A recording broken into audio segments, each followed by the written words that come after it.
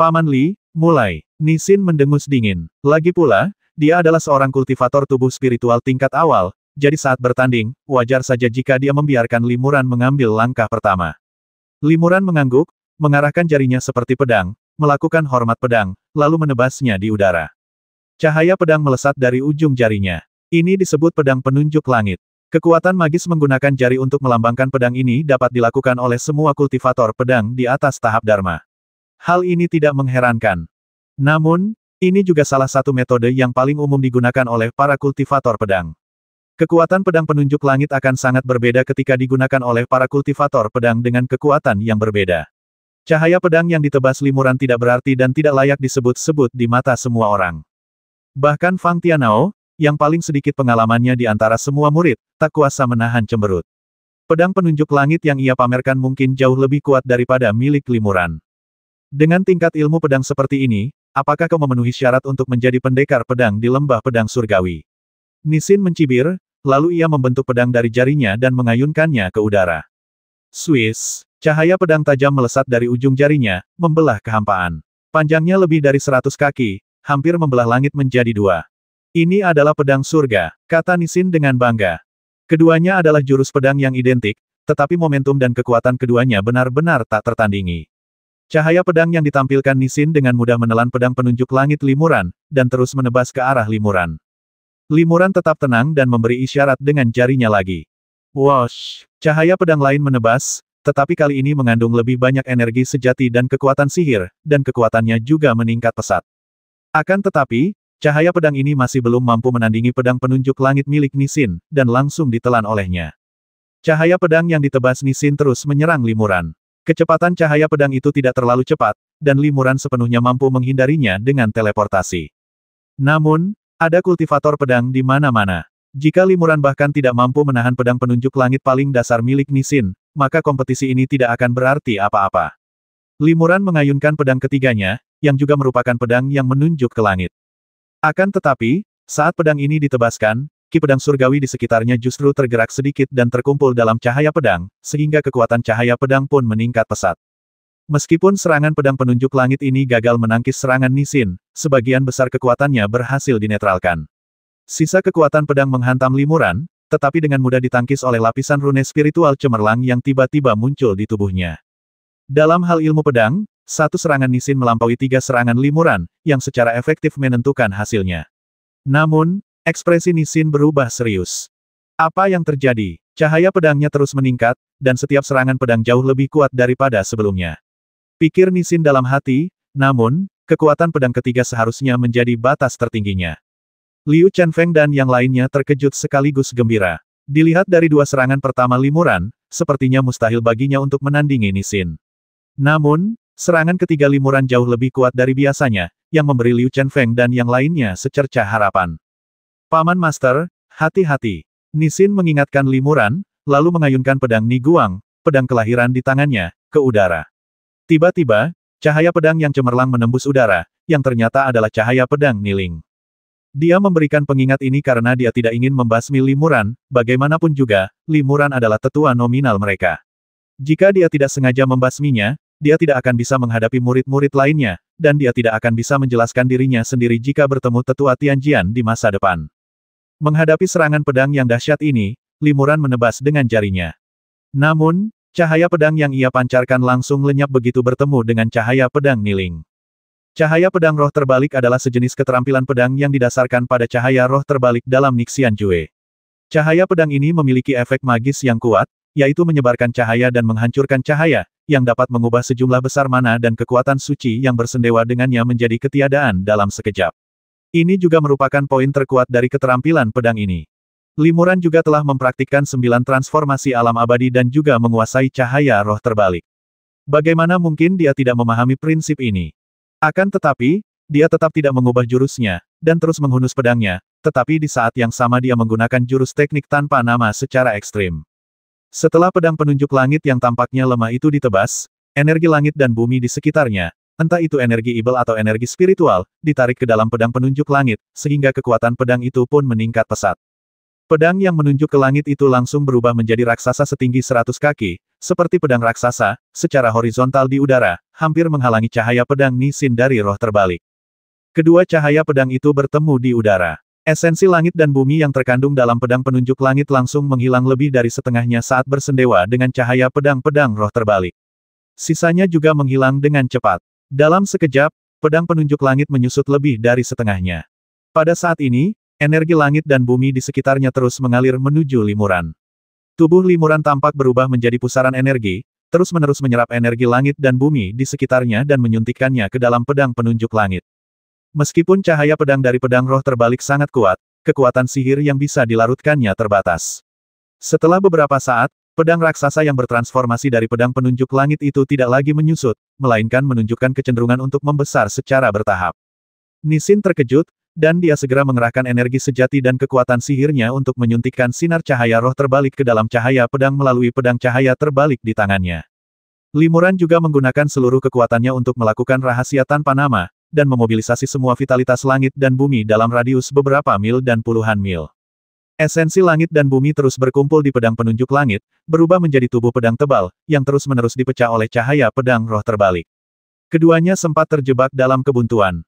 Dia benar-benar bisa memobilisasi begitu banyak ki langit dan bumi di negeri Ibel yang kacau ini. Nisin terkejut. Di negeri Ibel yang kacau ini, dia harus mengisolasi ki langit dan bumi di sekitarnya untuk mencegah energi Ibel memasuki tubuhnya dan menyebabkan ketidaknyamanan. Karena itu, dia tidak bisa memobilisasi ki langit dan bumi untuk meningkatkan kekuatan magisnya.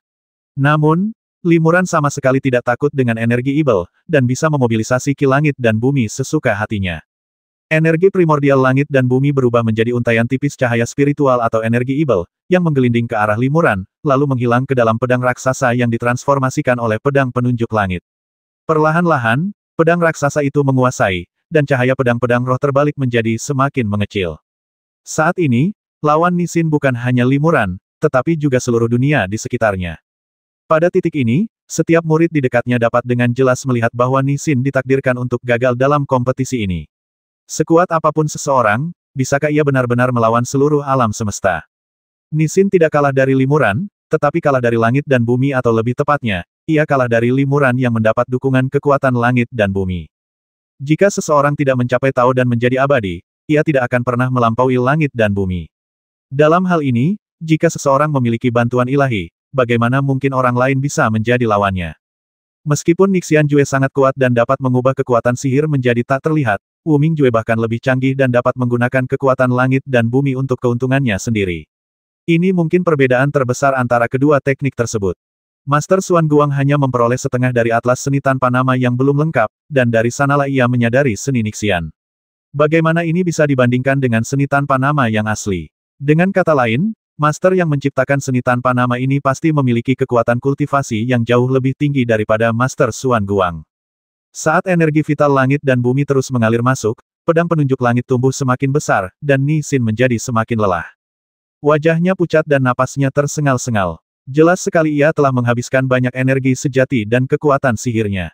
Tiba-tiba, limuran mengulurkan jarinya dan menjentikannya. Pedang penunjuk langit yang besar itu lenyap tanpa jejak dalam sekejap.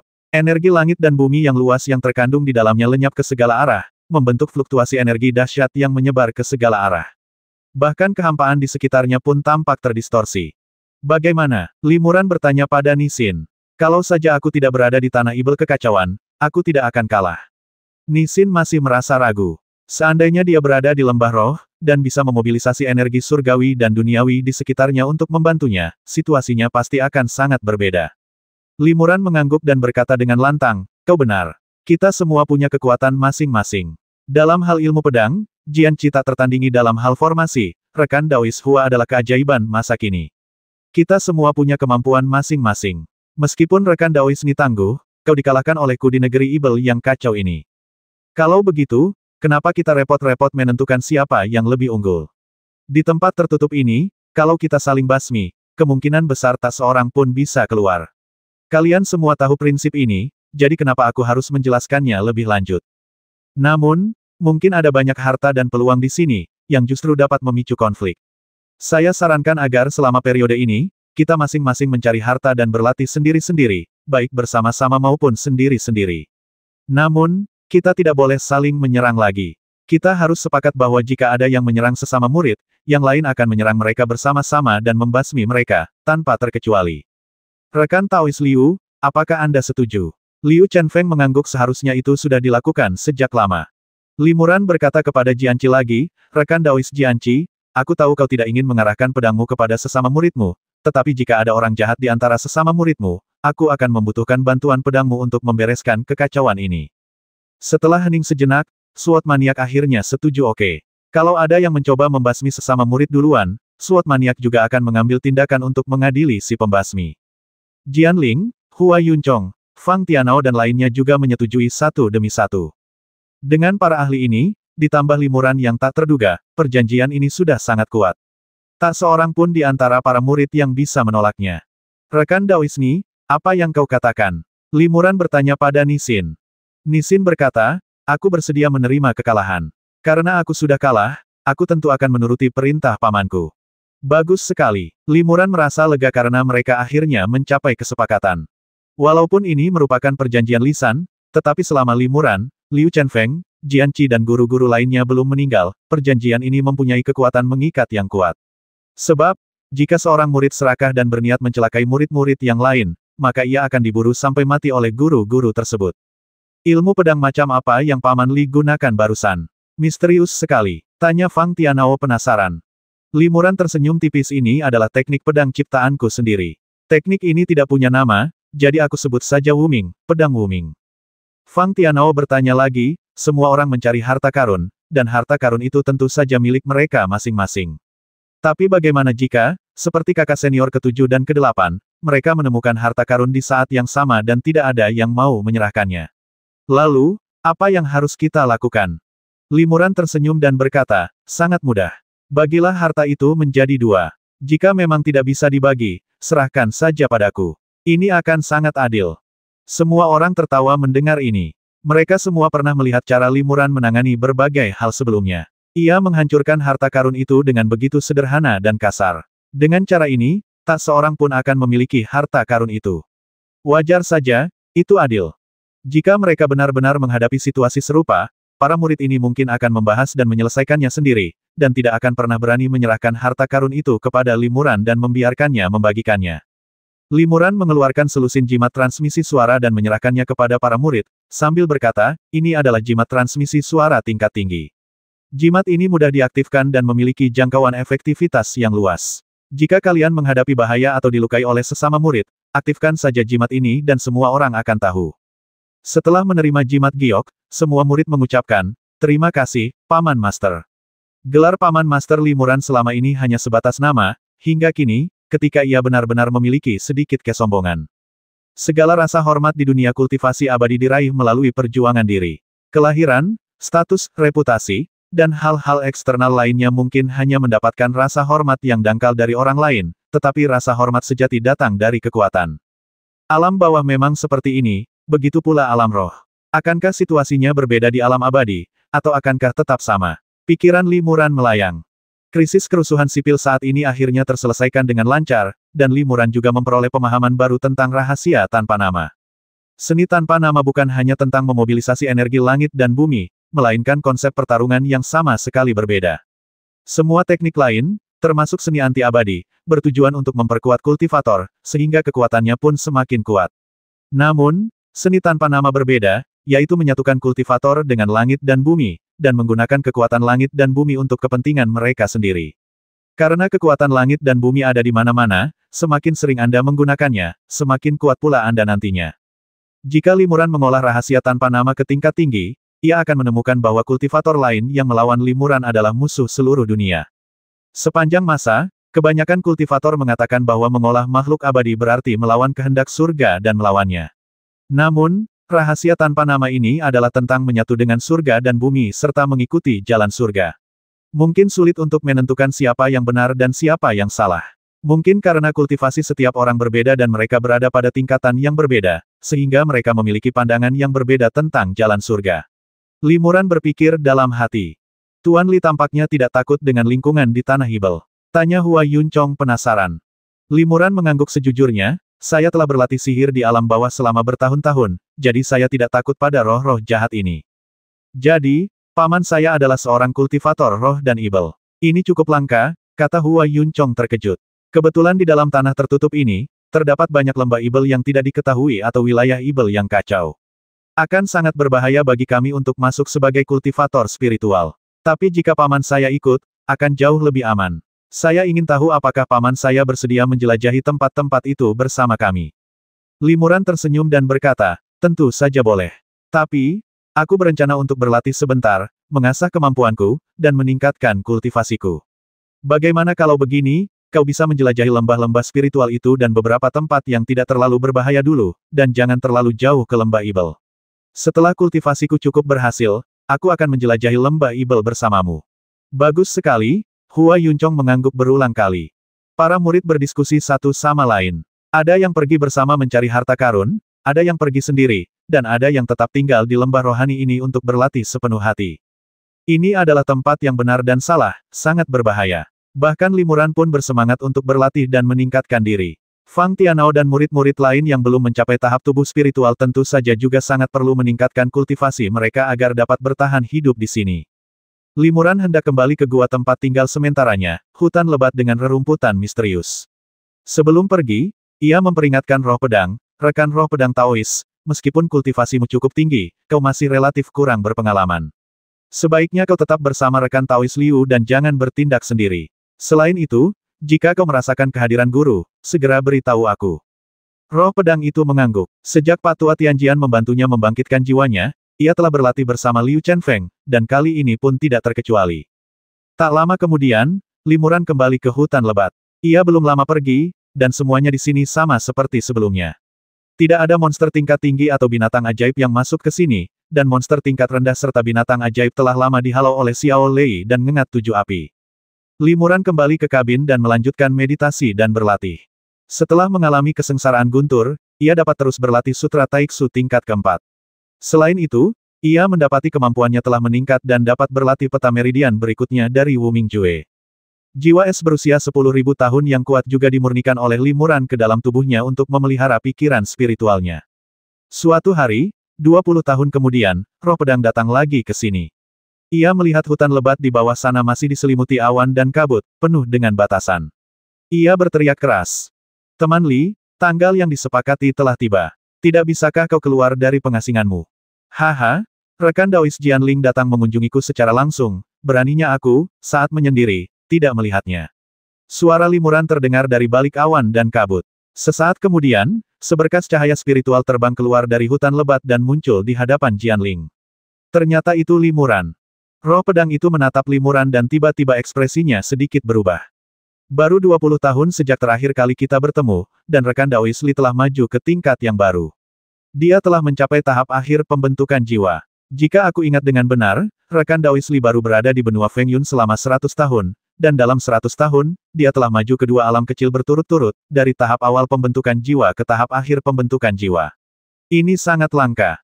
Limuran tersenyum tipis. Aku tidak menyangka kemajuan ini akan begitu mulus.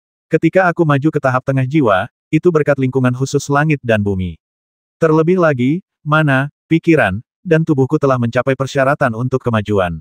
Prosesnya alami dan mulus. Kali ini, aku bisa maju ke tahap akhir jiwa, bukan hanya karena aku menerima energi pedang dan pikiran yang disegel oleh Master Xuan Guang, tetapi juga karena kesempatan lain. Kesempatan lain, tanya roh pedang penasaran. Bolehkah aku bertanya apa itu? Kau akan tahu sebentar lagi, roh pedang Taois. Limuran tersenyum. Izinkan aku merahasiakannya untuk saat ini. Aku akan menjelaskannya kepadamu setelah aku bertemu Taois Liu. Roh pedang itu mengangguk dan berkata, rekan Taois Liu dan rekan Taois Hua sedang menunggu rekan Taois Li. Jika rekan Taois Li sudah siap, silakan ikut denganku untuk bertemu mereka dan berdiskusi tentang penjelajahan beberapa area berbahaya di lembah Ibel bersama-sama. Baiklah, Limuran langsung setuju, silakan minta roh pedang tahu untuk menunjukkan jalannya. Roh pedang itu segera berubah menjadi pedang, membelah kehampaan dengan satu pedang, dan terbang menjauh. Limuran juga segera memanggil hantu pemakan langit, mengubah kekuatan hantu itu menjadi sinar cahaya spiritual, membelah kehampaan dan mengikuti roh pedang. Mereka berdua bolak-balik melintasi ruang untuk sementara waktu dan tiba di tempat yang sangat jauh dalam sekejap. Tentu saja, pesawat ulang-alik hampa semacam ini hanya terbatas pada ruang tertutup. Kekuatan penyegelan ruang besar ini terlalu kuat, dan mereka tidak bisa menembus kekuatan penghalang dan pergi. Setelah keduanya menghilang, limuran lainnya muncul di hutan lebat dan duduk di sana tak bergerak. Beberapa tahun yang lalu, seekor binatang ibel tingkat tinggi menyusup ke tempat ini dan dibasmi oleh limuran. Dengan menggunakan tulang roh dan bagian tulang kering khusus, limuran menempa boneka tulang baru untuk menjaga gua. Boneka tulang asli telah menghancurkan dirinya sendiri saat ia berpura-pura mati di Sekte Fengtian. Limuran telah mengambil bagian tulang kering khusus tersebut sebelumnya, menghancurkan sisa boneka di tempat. Tidak lama kemudian, Jianling dan Limuran bertemu dengan Liu Chenfeng dan Hua Yunchong. Ketika Liu Chenfeng melihat Limuran, ia sangat gembira guru, kultivasi Anda telah mencapai tingkat yang baru. Selamat. Tampaknya rekan Daois Liu telah pulih sepenuhnya dari cederanya. Ini sesuatu yang patut diberi selamat, Limuran juga cukup senang. Setelah tidak bertemu selama bertahun-tahun, setelah bertukar basa-basi, Liu Chenfeng mengulurkan jarinya dan bola cahaya putih terbang ke arah Limuran. Saya tahu paman saya adalah seorang kultivator suku Mei, dan tidak ada kultivator manusia lain di sini.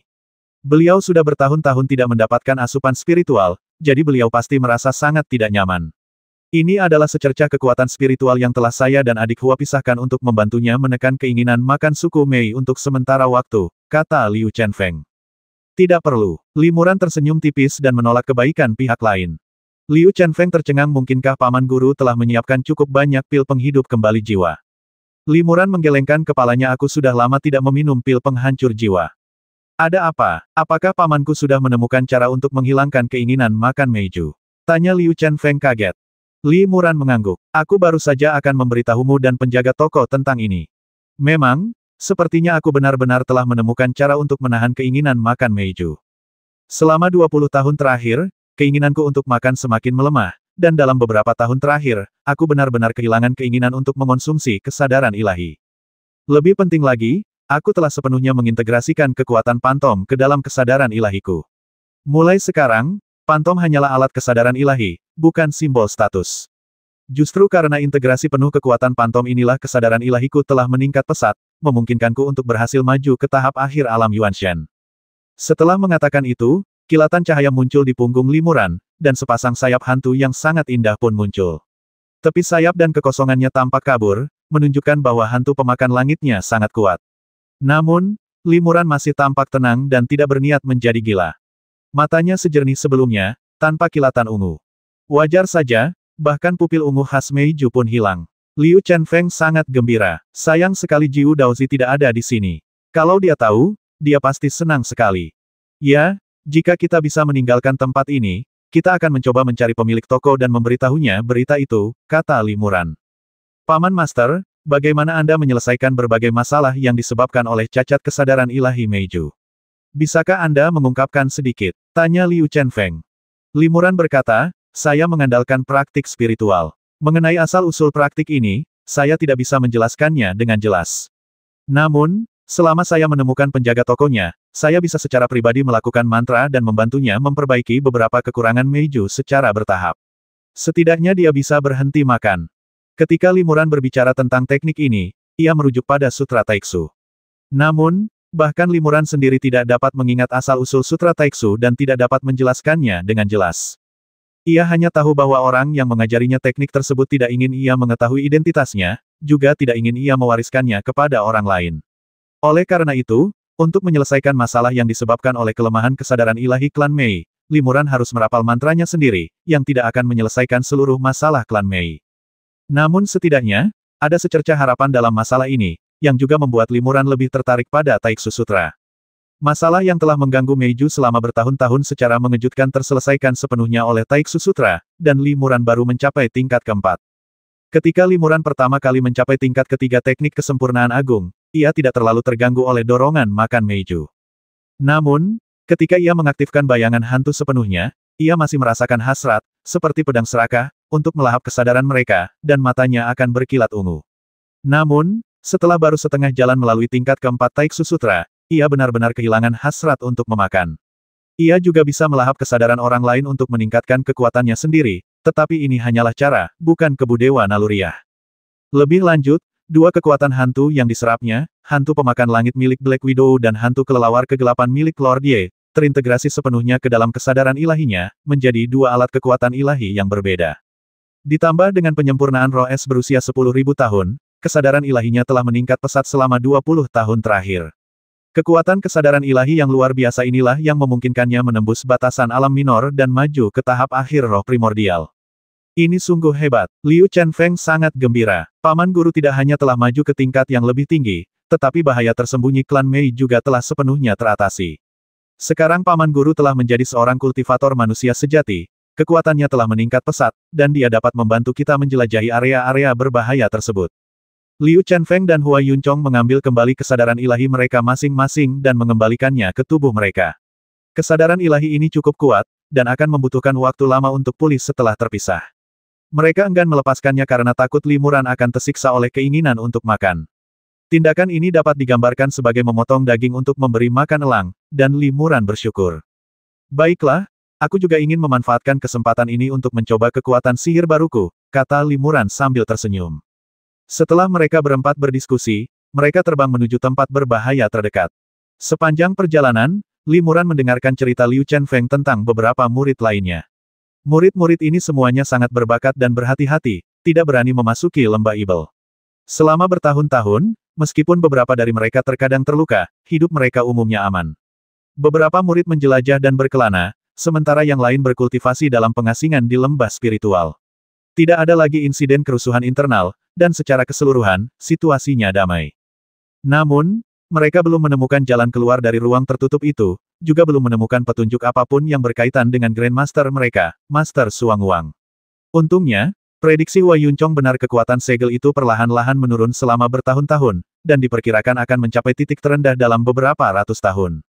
Jika semua murid bergabung pada saat itu, mereka mungkin dapat menghancurkan segel itu dan lolos dari belenggu ruang ini. Limuran mengangguk diam-diam pada ini. Dia masih memiliki binatang suci Qiongqi, yang belum dia gunakan. Setelah senior Huoyun mengeluarkan penghalang api abadi Haoyang dari tubuh Qiongqi, kekuatan penghalang tersebut telah sangat berkurang, meskipun biasanya hanya bisa mengerahkan kekuatan tahap roh. Namun, jika Limuran menggunakan teknik penghancur 9 istana untuk sementara melonggarkan segel di dalam Qiongqi, kekuatannya akan meningkat secara signifikan, dan bahkan mungkin membantu mereka keluar dari ruang tertutup ini. Kekuatan segel ruang angkasa masih sangat kuat, dan Limuran tidak berani menggunakan Qiongqi secara gegabah. Jika ia menggunakan Qiongqi dan masih tidak bisa pergi, maka jumlah penggunaan teknik 9 istana melanggar terlarang akan terbuang sia-sia, dan itu juga akan menyebabkan kerusakan besar pada Qiongqi, yang akan membutuhkan waktu lama untuk pulih. Tidak lama kemudian, mereka berempat tiba di luar gua yang dipenuhi energi Ibel. Liu Chenfeng berkata, dilihat dari sekelilingnya, gua ini sepertinya terhubung dengan lembah Ibel yang cukup luas. Gua ini dihuni oleh seekor binatang Ibel, naga Ibel bertanduk, dalam tahap tubuh spiritual. Binatang Ibel ini bersembunyi di dalam gua sepanjang hari dan tak pernah keluar. Jika kita menerobos masuk, energi Ibel akan melonjak di sekitar kita, dan kekuatan kita akan sangat berkurang. Kita takkan sebanding dengan naga Ibel bertanduk ini. Kita telah berulang kali mencoba memancing naga Ibel bertanduk ini keluar dari gua, tetapi ia tak mau keluar sama sekali. Kita tak punya pilihan selain menunggu Paman Li datang, lalu mencoba membasminya dan mencari tahu apa yang terjadi. Liu Chenfeng kemudian memperingatkan, Tuan, Anda tidak perlu melawan monster ini secara langsung. Paksa saja dia keluar dari gua, dan kita bisa menyerangnya bersama-sama dan membasminya. Jika monster ini terlalu kuat, Tuan, Anda bisa segera mengaktifkan kekuatan hantu pemakan langit dan melarikan diri dari gua. Paling buruk, kita tidak bisa menjelajahi tempat ini. Aku tahu kau dibatasi di mana-mana di lembah Ibel dan sulit bagimu untuk menunjukkan kekuatan sihirmu, jadi jangan masuk. Limuran mengangguk, lalu terbang masuk ke dalam gua. Begitu memasuki gua, Limuran merasakan aura Ibel yang kuat datang ke arahnya, disertai bau busuk samar. Limuran sedikit mengernyit. Ia bukan seorang kultivator Ibel murni, jadi di lingkungan dengan energi Ibel yang begitu pekat, ia tidak bisa menunjukkan kekuatan terkuatnya. Namun, ia masih jauh lebih baik daripada Liu Chenfeng dan yang lainnya, setidaknya ia tidak takut energi Ibel di sekitarnya memasuki tubuhnya, dan ia bahkan bisa memobilisasi sebagian energi Ibel untuk melakukan beberapa teknik Ibel yang tidak terlalu kuat. Limuran perlahan-lahan masuk lebih dalam ke dalam gua. Di dalam gua itu gelap, tetapi Limuran bisa melihat semuanya dengan jelas. Ternyata teknik pupil gelapku tidak menurun. Limuran tersenyum tipis. Ia memejamkan matanya sedikit, tetapi membuka mata dewa ketiga di dahinya. Pupil gelap ini adalah pupil Ibel, yang kini dengan liar menyerap energi Ibel murni di sekitarnya. Pupil gelap itu juga diselimuti lapisan cahaya Ibel. Limuran berani melakukan ini hanya ketika tidak ada orang luar di sekitarnya. Kalau tidak, jika ada yang melihat mata dewa ketiganya, mungkin akan menimbulkan masalah yang tidak perlu. Latihan seni malam gelap sekte sihir limuran biasa saja, hanya keterampilan tahap tubuh sejati. Di lingkungan dengan energi ibel yang kuat, metode sekte sihirnya yang paling kuat bukanlah seni malam gelap, melainkan mata dewa ketiga ini. Gua itu penuh dengan jejak monster yang tertinggal. Tak lama kemudian, limuran mendengar raungan rendah dari dalam gua. Sepertinya aku telah membuat monster itu khawatir. Jantung limuran bergetar dan dia berhenti. Sesaat kemudian, sesosok bayangan hitam terbang keluar dari kedalaman gua. Bayangan itu adalah seekor naga berekor panjang dengan tanduk panjang di kepalanya dan sisik tebal di sekujur tubuhnya. Limuran mengamati naga ajaib itu dan memastikan bahwa ia masih dalam tahap awal kultivasi tubuh ajaib. Ia menutup mata dewa ketiganya dan membuka matanya. Kultivasi mata dewa ketiganya belum terlalu maju. Jika ia menggunakan kemampuan pupil gelap, ia perlu beristirahat selama bertahun-tahun sebelum bisa menggunakannya lagi. Menghadapi naga bertanduk ini, limuran tidak berniat menggunakan pupil gelap. Ia juga mempunyai satu cara lagi yang membuatnya mampu mengerahkan tenaga paling dahsyat, baik di tempat yang penuh tenaga spiritual maupun di tempat yang penuh tenaga ibel, dan tidak terpengaruh oleh vitalitas langit dan bumi, yakni tenaga gaib pikiran ilahi. Naga bertanduk itu, mengandalkan sisiknya yang keras, menyemburkan api ibel hitam dari mulutnya saat ia menyerbu limuran. Entah terkoyak oleh cakarnya yang tajam, tertancap tanduknya, atau tersapu ekor raksasanya, kemungkinan besar bahkan seorang kultivator biasa di tahap awal tubuh spiritual pun tak akan luput. Tidak heran Liu Chenfeng dan yang lainnya tidak berdaya menghadapi naga bertanduk ini, limuran tersenyum tipis. Sisik naga bertanduk itu sangat kuat, sehingga sulit ditebas dengan pedang atau senjata magis lainnya. Terlebih lagi, di gua ibel ini, Liu Chenfeng dan rekan-rekannya tidak dapat mengerahkan seluruh kekuatan mereka, apalagi menimbulkan kerusakan serius. Semburan api naga, atau serangan dan cakarnya yang kuat, merupakan ancaman yang mematikan. Oleh karena itu, wajar jika Liu Chenfeng dan rekan-rekannya tidak berani terlibat dalam pertempuran sengit dengan naga tersebut. Limuran berbeda. Jika dia ingin membasmi naga bertanduk ini, dia tidak perlu memotong sisiknya yang tebal. Swiss limuran melambaikan lengan bajunya dan mengeluarkan pedang serakah dan memegangnya di tangannya. Pedang serakah itu tergeletak tak bergerak di tangan limuran, hanya berkilau dengan cahaya ungu samar, tampak cukup jinak. Limuran telah mampu menaklukkan pedang serakah ketika ia menyempurnakan tingkat ketiga Taiksu Sutra dan mencapai kekuatan agung kesadaran ilahi. Kini, dengan kesadaran ilahinya yang meningkat pesat dan Taiksu Sutra yang telah dikultivasikan ke tingkat keempat, ia telah menjinakkan pedang serakah hingga ke padewanya yang mutlak, menantangnya untuk melawan. Menghadapi monster agresif itu, limuran hanya menggunakan kekuatan pikirannya, memegang pedang di tangannya, dan mengayunkannya dengan ringan. Kilatan cahaya pedang ungu muncul, dan sebuah retakan muncul di kehampaan. Retakan itu kemudian menghilang, tetapi sesaat kemudian, retakan lain tiba-tiba muncul di kehampaan di atas naga ibel bertanduk. Limuran muncul di sana, memegang pedang keserakahan. Di tempat asalnya, sosok limuran ditelan oleh api ajaib yang dimuntahkan naga bertanduk, namun itu hanya bayangannya saja. Limuran menusukkan pedangnya ke bawah dan menusuk bagian atas kepala naga bertanduk itu. Pedang serakah tidak dikenal karena ketajamannya, dan pedang limuran tidak mengandung energi pedang yang terlalu kuat, jadi pedang ini tidak menembus sisik yang sangat keras di atas kepala naga ibel bertanduk. Namun, kekuatan ilahi yang sangat kuat merasuk ke dalam tubuh naga ibel bertanduk. Di bawah serbuan kekuatan ilahi ini, naga ibel bertanduk merasakan hawa dingin yang menembus jauh ke dalam tulangnya dan benar-benar membeku dan melayang di tempat yang sama tanpa bergerak. Namun, tubuh naga ibel bertanduk tidak membeku sama sekali, bahkan tidak ada sedikit pun rasa dingin. Yang benar-benar tersegel adalah kesadaran ilahinya. Kesadaran spiritualnya langsung dibekukan dan disegel oleh kesadaran spiritual eksternal yang mengandung aura es yang kuat. Dengan kesadaran spiritualnya yang tersegel, tubuh naga ibel bertanduk secara alami menegang dan tidak bergerak. Segel dewa es ini sungguh hebat. Limuran sedikit mengangkat sudut mulutnya dan mengangguk puas.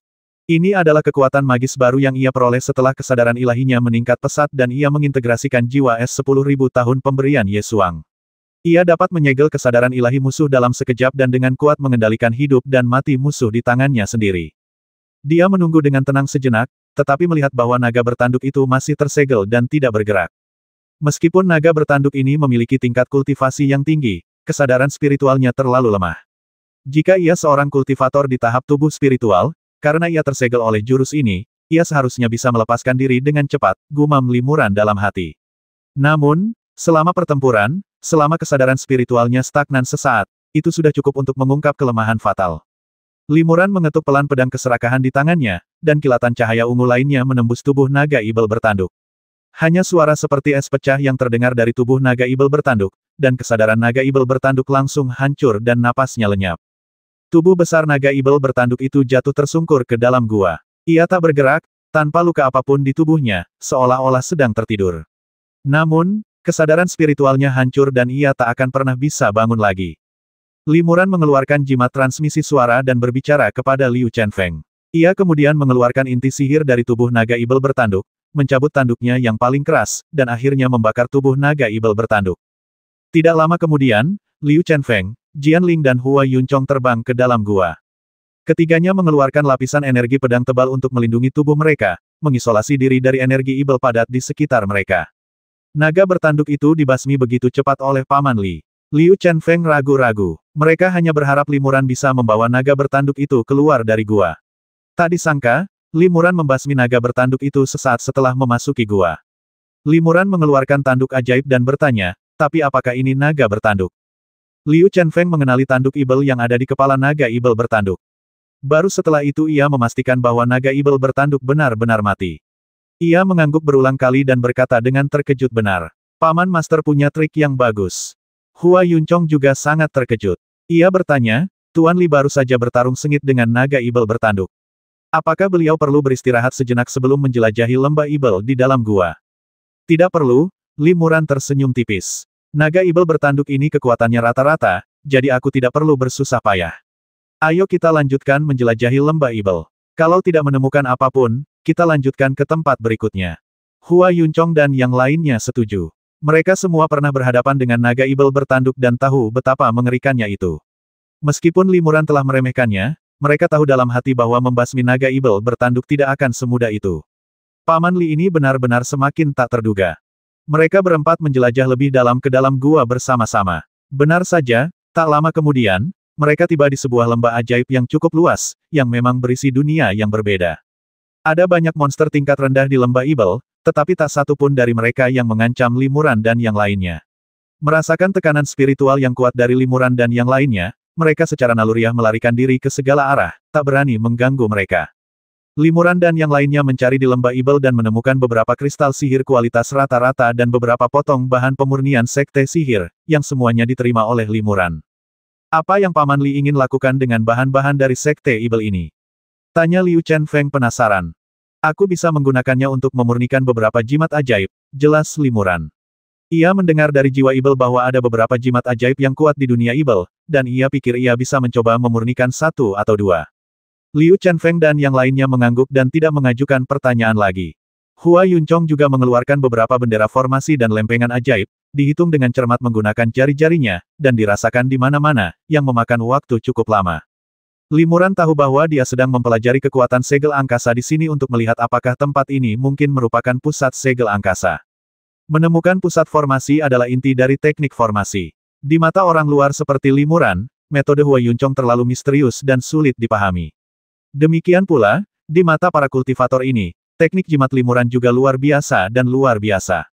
1 atau 2 jam kemudian, Hua Yunchong menyimpan perangkat arai dan cakramnya, lalu berkata, tidak ada yang istimewa di sini. Kekuatan penyegel ruangnya juga biasa saja. Itu bukan pusat arai. Semua orang mengangguk dan meninggalkan lembah ibel. Hua Yun mengeluarkan sebuah gulungan dari tangannya, yang di atasnya tergambar banyak gunung, sungai, hutan lebat, lembah, dan bentang alam lainnya. Gulungan itu tampak seperti peta topografi. Banyak area diselimuti udara hitam. Hua Yunzang mengulurkan jarinya dan menembakkan seberkas cahaya spiritual, yang menyentuh sepotong kecil udara hitam dan membubarkannya. Hua Yunchong menambahkan beberapa goresan pada tempat aslinya, dan garis-garis sederhana menguraikan bentuk lembah ajaib, yang persis seperti lembah ajaib yang pernah dijelajahi Limuran dan yang lainnya sebelumnya. Apakah ini peta topografi ruang tertutup di sini? Tanya Limuran heran. Hua Yunchong mengangguk. Selama bertahun-tahun, kami telah menjelajahi semua tempat dan menguasai medan ruang tertutup ini. Kami telah menjelajahi sebagian besar tempat, tetapi sekitar selusin tempat yang diselimuti udara hitam belum dijelajahi. Hati Limuran tergerak, dan ia bertanya, bisakah kau membuatkan salinan peta topografi ini untukku? Aku telah menyendiri selama bertahun-tahun dan aku tidak begitu mengenal tempat ini. Tentu saja, Hua Yun menjentikkan 10 jarinya dan menembakkan sinar cahaya spiritual ke dalam gulungan itu, yang secara bertahap memproyeksikan lapisan bayangan cahaya spiritual ke udara. Hua Yuncong kemudian mengeluarkan gulungan kosong lainnya. Dengan jentikan lengan bajunya, bayangan itu menghilang ke dalam gulungan kosong tersebut. Kemudian, sebuah peta topografi yang identik disalin. Paman Li, tolong tunjukkan jika ada kesalahan. Hua Yuncong menyerahkan salinan peta topografi kepada Limuran. Terima kasih. Limuran mengambil gulungan itu dan melihatnya sekilas. Peta topografinya ditandai dengan sangat rinci. Bahkan hutan lebat tempat ia berlatih pun ditandai, dengan 3 kata Limuran tertulis di atasnya, yang menunjukkan bahwa ini adalah guanya. Peta topografi dikelilingi oleh area putih keabu-abuan, yang menunjukkan bahwa ini adalah guk-guk laut terlarang berwarna abu-abu yang tidak dapat didekati. Ruang tertutup ini sungguh luas. Desah Limuran. Tempat-tempat yang pernah ia kunjungi kurang dari 1/10 dari seluruh ruang tertutup. Saudara Hua pasti sudah berusaha keras menggambar peta topografi ini.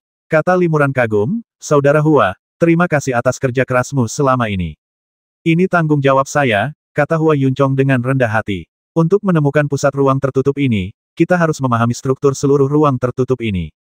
Jauh lebih mudah bagi saya untuk menjelajahinya berkat bantuan rekan-rekan magang saya selama bertahun-tahun.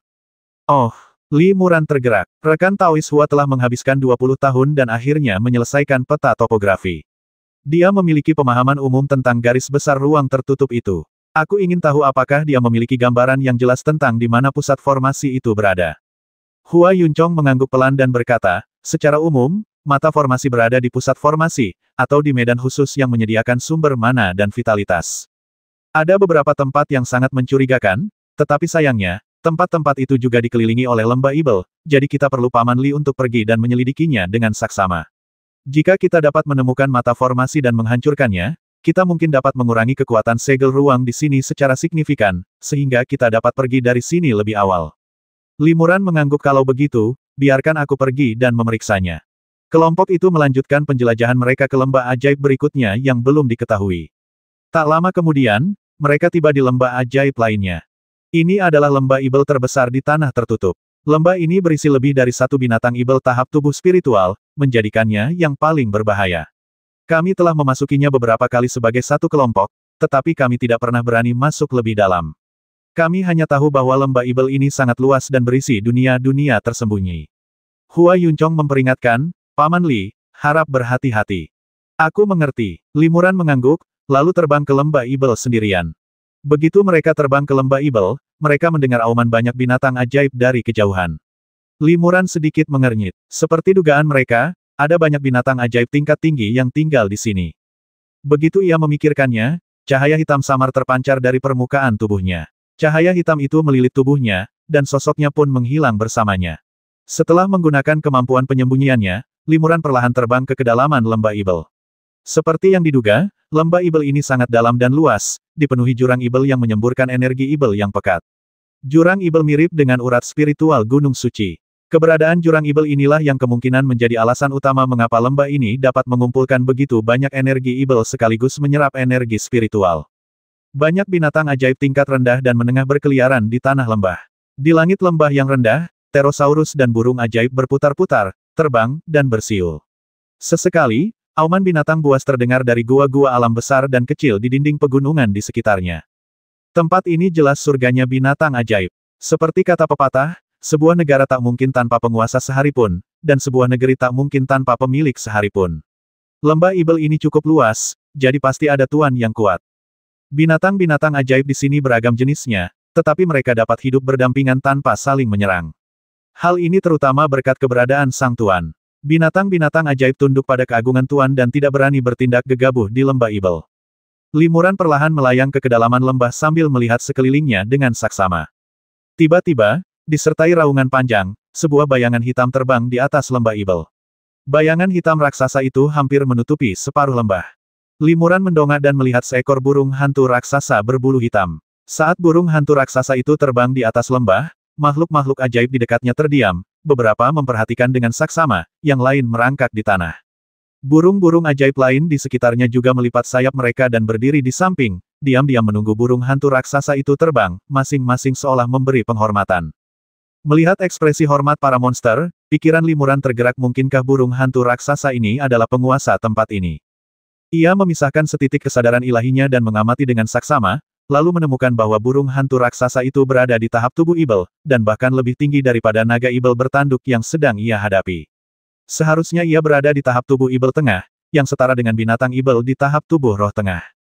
Burung hantu raksasa itu berputar-putar di udara sebentar, lalu tiba-tiba melipat sayapnya dan menukik ke bawah. Salah satu cakarnya yang tajam mencengkeram ke bawah, mencabik-cabik kehampaan, dan muncul dari suatu tempat di dalam kehampaan, mencengkeram seekor kera Ibel di bawah. Kera Ibel itu melolong saat dicengkeram oleh cakar burung hantu raksasa dan kemudian tak bisa bergerak.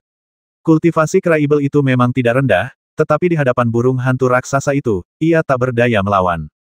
Setelah menangkap kera Ibel, burung hantu raksasa itu mengembangkan sayapnya dan terbang tinggi ke angkasa, di mana ia melayang sejenak, seolah-olah memamerkan mangsanya. Limuran mengerutkan kening. Jika ia bertemu burung hantu raksasa ini di tahap tengah Dewa Ibel di luar lembah, ia masih yakin bisa membasminya. Namun, di lembah Ibel yang penuh energi Ibel ini, mungkin tidak semudah itu untuk dihadapi.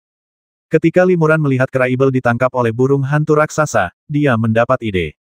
Ia perlahan mendekati burung hantu raksasa itu, dan tiba-tiba sebuah jimat pedang surgawi muncul.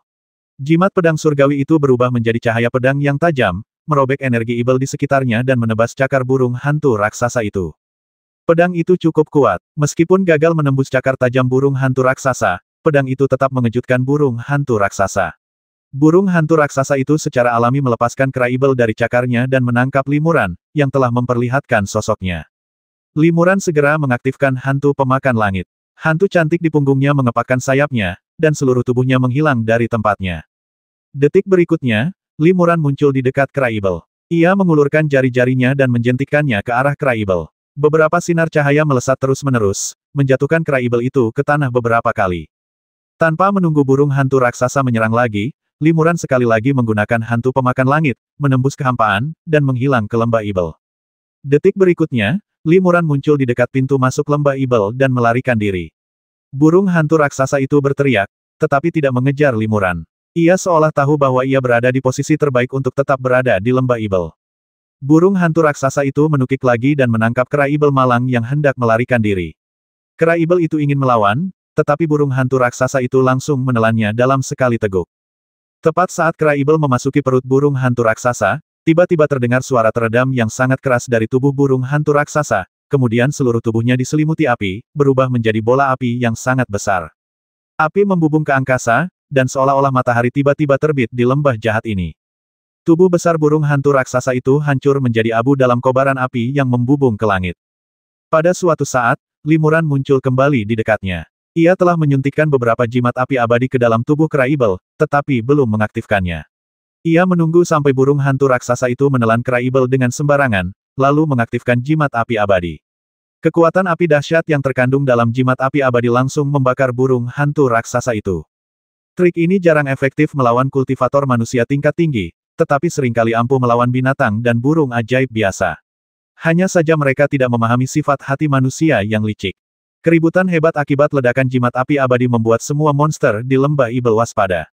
Banyak monster menyaksikan burung hantu raksasa yang kuat itu langsung dilalap api, dan mereka sangat ketakutan hingga melarikan diri ke segala arah.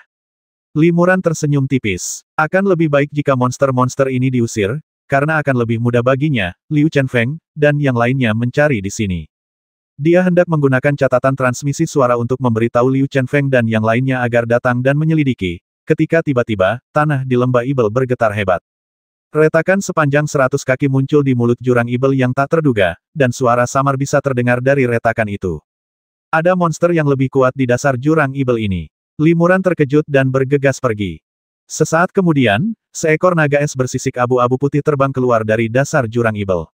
Napas yang dihembuskan naga es itu begitu dingin hingga membekukan rerumputan dan pepohonan di sekitarnya, menutupinya dengan lapisan es abu-abu putih.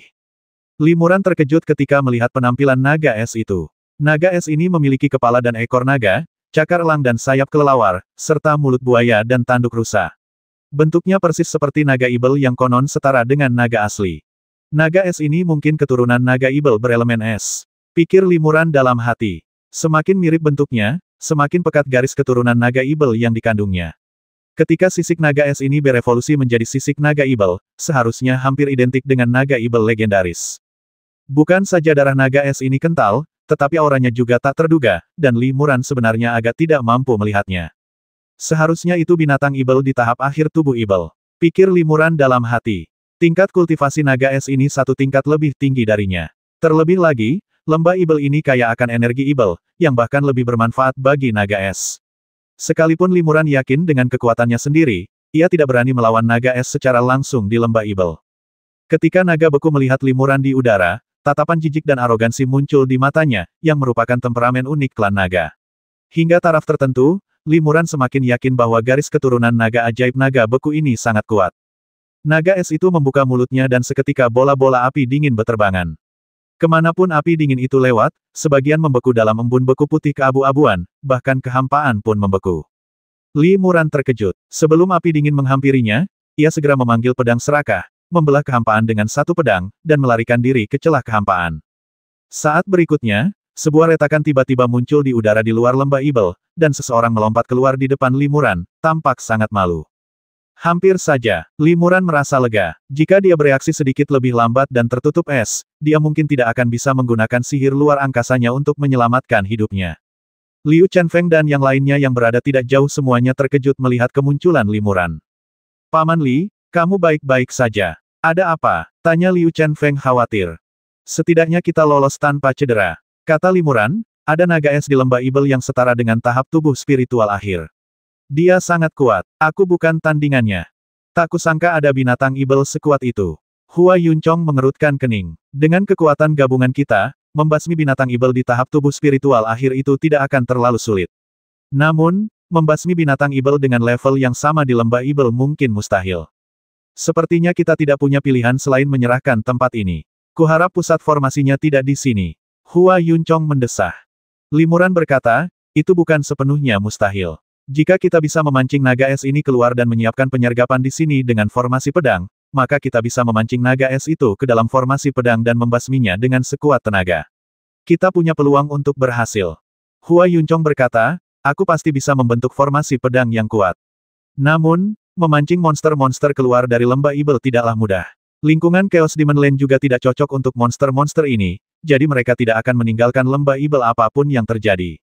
Kita sudah mencoba berkali-kali sebelumnya, tetapi setiap kali kita sampai di pintu masuk lembah ibel, monster-monster itu akan kembali dan pergi, tidak meninggalkan lembah. Limuran merenung sejenak dan berkata, aku punya rencana yang 30% yakin kita bisa memancing naga es. Mintalah rekan Dawis Hua dan yang lainnya untuk membentuk formasi pedang di dekat pintu masuk lembah. Semakin kuat dan tersembunyi, semakin baik. Guru Li, apakah Anda yakin 30%? Hua Yuncong ragu. Baiklah, karena Guru Li sudah bilang begitu, mari kita coba. Kalaupun gagal, kita hanya buang-buang waktu saja untuk menyusun formasi, yang tidak ada gunanya. Setelah semua orang berdiskusi, Hua Yuncong mulai membentuk formasi pedang di dekatnya.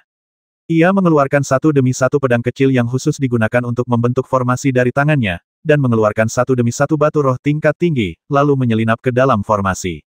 Limuran memperhatikan dengan penuh minat. Rekan Taois Hua, formasi pedang macam apa ini? Tanya Limuran. Yang ingin saya siapkan adalah formasi 9 pedang mendalam, yang menggunakan 99 dan 81 pedang. Formasi ini dapat digunakan untuk menyerang dan bertahan, dan sangat kuat. Ini juga merupakan formasi pedang terkuat yang telah saya pelajari selama bertahun-tahun, kata Hua Yuncong. Mana yang lebih kuat, formasi pedang ini atau formasi pedang primordial 5 elemen? Tanya Limuran lagi. Ia tiba-tiba teringat formasi pedang yang pernah digunakan Jin Yun Huan. Hua Yuncong berkata dengan yakin, itu tergantung pada metode pembentukan dan kualitas pedang yang digunakan. Kecuali jika itu adalah formasi pedang 5 elemen tingkat 5 Tong Tian Lingbao, akan sulit untuk mengalahkan formasi pedang 9 mendalam milik Hua. Limuran bertanya lagi formasi pedang 5 elemen dapat menahan Kung Fu 5 elemen. Formasi ini cukup misterius. Aku ingin tahu bagaimana cara mematahkannya. Hua Yuncong berkata segala sesuatu saling berlawanan.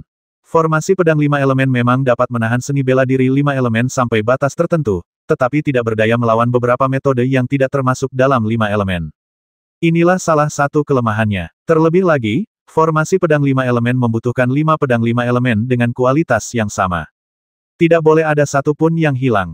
Menghancurkan salah satunya saja akan menghancurkan formasi pedang tanpa serangan apapun.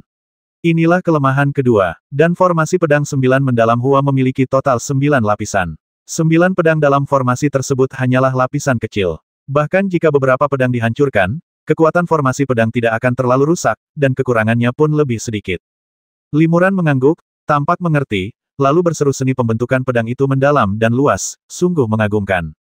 Hua Yuncong berkata dengan rendah hati, itu hanya hal sepele. Teknik jimat guru juga sangat mendalam dan memiliki kegunaan yang tak terbatas. Setelah saya membentuk formasi pedang, guru mungkin ingin membentuk formasi jimat lain di dalamnya, untuk berjaga-jaga. Baiklah, Li Muran setuju. Beberapa hari kemudian, Hua Yuncong akhirnya menyelesaikan susunan formasi pedang yang rumit ini. Li Muran juga menyusun satu set formasi jimat atribut api di dalamnya.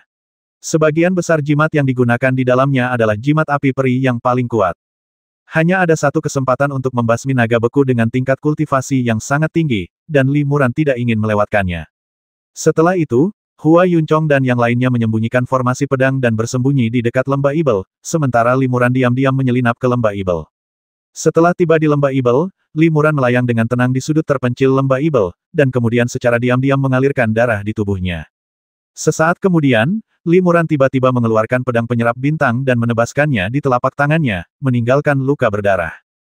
Namun, darah yang mengalir dari luka itu berwarna merah tua, dan mengandung energi Ibel yang cukup murni. Li Muran sedang memaksa darah merah tua ini keluar dari tubuhnya.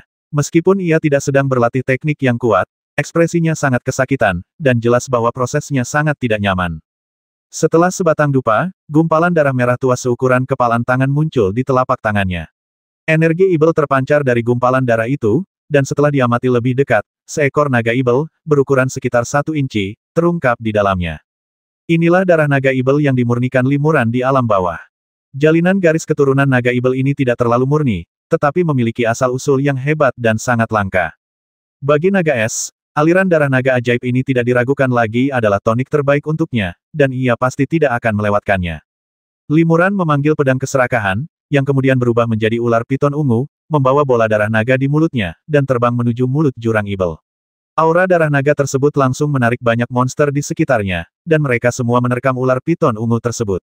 Li Muran bersembunyi di samping, mengendalikan pedang ungu dengan kekuatan spiritualnya, terus-menerus berteleportasi dan menghindar, memikat monster-monster ini. Tak lama kemudian, terjadi gempa bumi dahsyat di lembah Ibel, dan naga es di dasar jurang Ibel benar-benar tertarik dengan aroma darah naga Ibel. Li Muran segera mengendalikan pedang serakah dan melarikan diri dari lembah Ibel dengan darah naga Ibel. Ular piton ungu yang diubah oleh Tan Jian, memegang bola darah naga jahat, melintas dan berteleportasi beberapa kali di udara dan segera muncul di pintu masuk lembah. Pada saat ini, api dingin tiba-tiba keluar, mengubah pintu masuk lembah kecil itu menjadi es tebal. Embun beku menyebar dengan sangat cepat, dan hampir dalam sekejap ia menutup seluruh pintu masuk lembah, bahkan mengisolasi kekuatan ruang. Namun, pedang serakah juga berubah sangat cepat. Pedang itu langsung menembus kehampaan. Sebelum pintu masuk lembah tertutup sepenuhnya, pedang itu menembus kehampaan di luar pintu masuk lembah dan keluar dari pintu masuk lembah dengan cara yang mendebarkan. Sosok besar berwarna abu-abu putih melintas, dan naga es muncul di dekat pintu masuk lembah.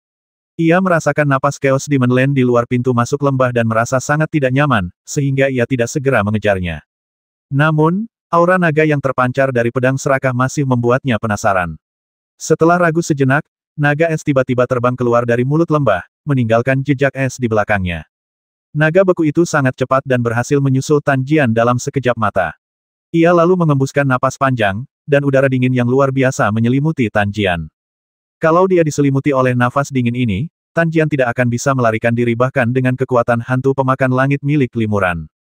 Tan Jian segera menyemburkan darah naga Ibel, lalu menembus kehampaan dan lolos dengan sempit.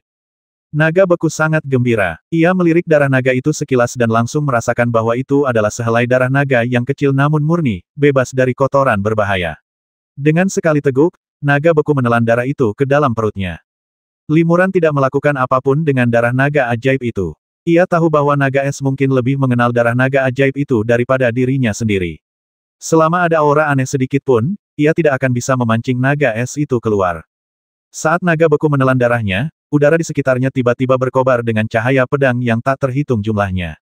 81 pedang kecil, memancarkan cahaya terang, melesat ke langit sebelum menghilang ke dalam kehampaan. Sebagai gantinya, sebuah penghalang cahaya pedang, berukuran puluhan mil, muncul, menyelimuti naga beku. Selesai. Hua Yuncong sangat gembira. Ia, Liu Chenfeng, dan yang lainnya tiba-tiba muncul di sebuah bukit lebih dari 10 mil jauhnya. Sebuah formasi penyembunyian canggih telah disingkirkan di sekitar mereka. Limuran juga terbang keluar dari lembah Ibel. Ia memanggil pedang serakah dan menjaga pintu masuk lembah Ibel. Monster-monster tingkat rendah di lembah Ibel tidak berani menyerbu keluar. Naga es kemudian menyadari bahwa ia telah disergap. Matanya dipenuhi amarah. Ia membuka mulut dan mengembuskan aliran udara dingin, yang berubah menjadi lapisan es, memenuhi formasi pedang dalam sekejap mata. Bahkan penghalang cahaya pedang pun tertutup lapisan es tebal. Hua Yuncong dengan cepat melepaskan kekuatan formasi pedangnya, menyerap energi spiritual yang sangat besar dari batu-batu roh yang tak terhitung jumlahnya di dalamnya, mengubahnya menjadi garis-garis cahaya pedang yang tajam, yang menebas ke arah naga es. Liu Chenfeng dan roh pedang masing-masing memegang bendera formasi, mengalirkan energi pedang murni mereka ke dalam formasi pedang untuk meningkatkan kekuatannya. Dalam sekejap, ribuan pedang menebas secara bersamaan dengan momentum yang mencengangkan. Embun beku pada penghalang pedang langsung hancur, dan embun beku yang menyelimuti naga es pun hancur berkeping-keping. Cahaya pedang ada di mana-mana, dan naga es tak bisa menghindarinya. Bahkan sisik naga es yang sangat keras pun meninggalkan bekas-bekas pedang kecil. Sisik es naga es ini luar biasa kuat. Seru Hua Yuncong takjub. Kalau saja itu binatang ibel tahap tubuh roh biasa, pasti sudah hancur lebur oleh 10.000 pedang ini, tapi yang ini bahkan nyaris tak tergores.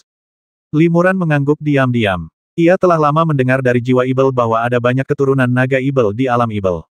Kemurnian garis keturunan naga Ibel ini dapat dinilai dari penampilan mereka. Selain itu, sisik di tubuh mereka secara langsung mencerminkan kekuatan garis keturunan mereka. Semakin kuat garis keturunan naga Ibel, semakin kebal pula sisiknya. Dan sisik naga Ibel sejati konon telah mencapai tingkat kebal. Hanya seorang dewa sejati yang dapat menghancurkannya. Kekuatan mereka setara dengan tulang naga sejati. Sisik naga es itu begitu kuat, menunjukkan garis keturunan naganya sangat kuat.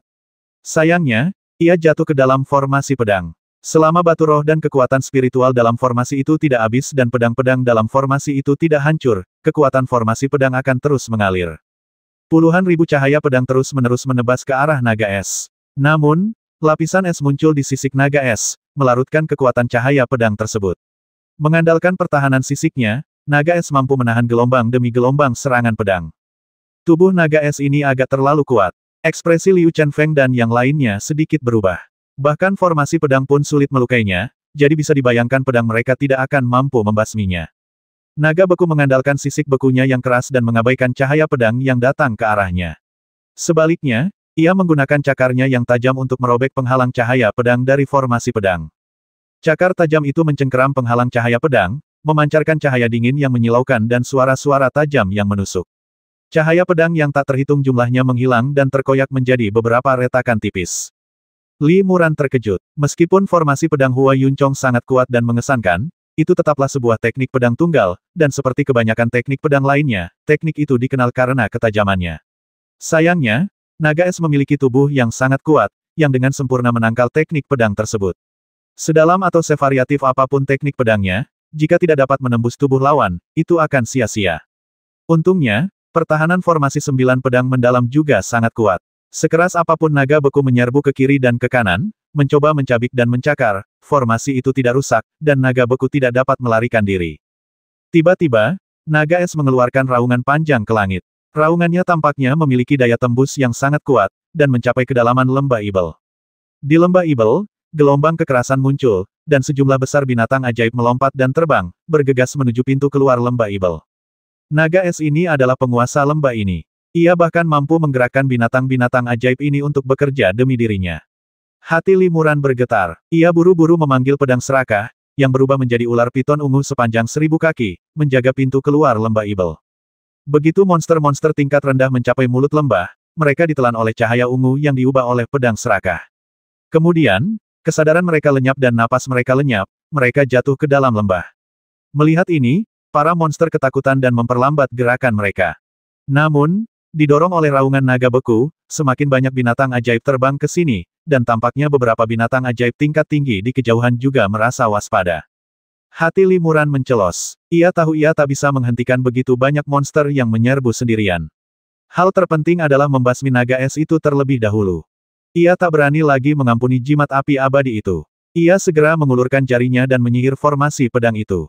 Hua Yuncong mengerti dan mengibaskan bendera di tangannya. Sebuah lubang kecil muncul di penghalang cahaya pedang, tempat mantra Li Muran dilemparkan, lalu lubang itu langsung tertutup.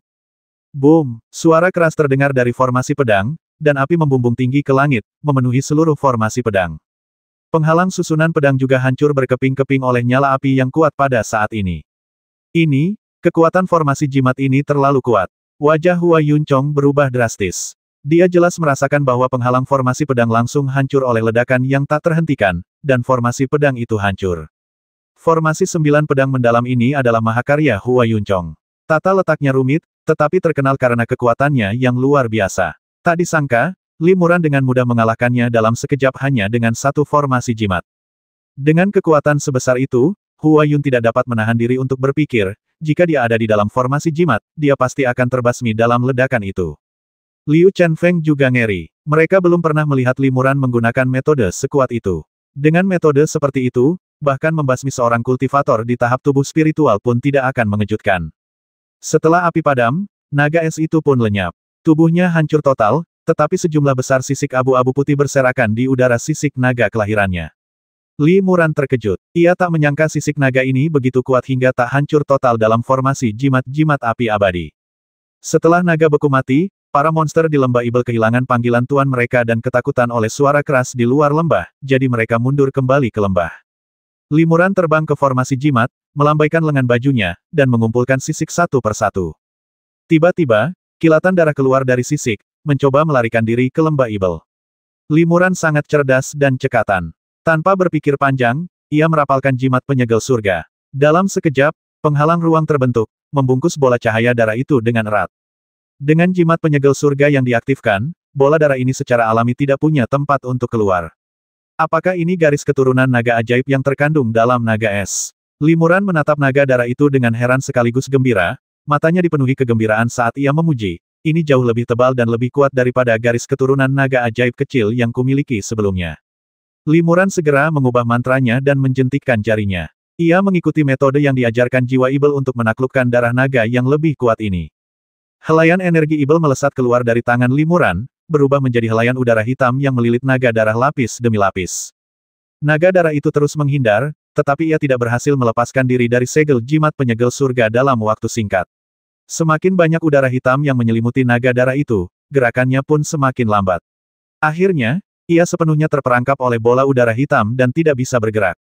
Li Muran mengulurkan tangannya dan meraih naga darah yang diselimuti udara hitam ke tangannya, lalu meletakkan beberapa jimat penyegel di tubuhnya dan memasukkannya ke dalam lengan bajunya. Li Muran melepas jimat penyegel surga dan berkata sambil tersenyum kepada Liu Chenfeng dan yang lainnya, "Haha, garis keturunan naga Ibel ini berbahaya bagi praktisi spiritual biasa, tetapi ada gunanya bagiku, jadi aku tidak akan ragu untuk menggunakannya." Liu Chenfeng mengangguk pembasmian naga beku terutama disebabkan oleh Paman Li, jadi rampasannya tentu saja akan diserahkan kepada Paman. Hua Yuncong juga mengangguk tanpa mengatakan apa-apa lagi. Li Muran mengeluarkan sebuah kotak giok dari dadanya, melemparkannya kepada Hua Yuncong, dan berkata, formasi pedang rekan Taois Hua juga memberikan kontribusi yang besar, tetapi tidak pantas bagiku untuk mengambil semua rampasannya. Aku akan memberikan saripati burung Ibel tahap tubuh roh ini kepada rekan Taois Hua sebagai kompensasi. Hua Yuncong sangat gembira esensi ini memang sangat berguna bagiku, aku akan merasa terhormat untuk menerimanya. Liu Chenfeng mengangguk diam-diam. Meskipun Hua Yuncong tidak akan mengeluh jika Li Muran tidak memberikan esensi ini, Hua Yuncong secara alami lebih bahagia setelah Li Muran melakukannya. Ia juga lebih bersedia bekerja sama dengan Li Muran di masa depan. Li Muran tahu bahwa meninggalkan tempat tertutup ini kemungkinan besar akan bergantung pada pencapaian Hua Yuncong dalam formasi, jadi ia berusaha untuk tidak menyimpan dendam atau rasa dendam terhadapnya.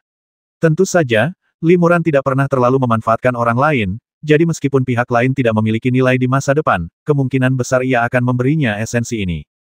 Menurutnya, mereka yang terlalu banyak memanfaatkan orang lain cenderung menyinggung orang lain, seringkali mendatangkan bencana bagi diri mereka sendiri dan kehilangan lebih banyak daripada yang mereka peroleh.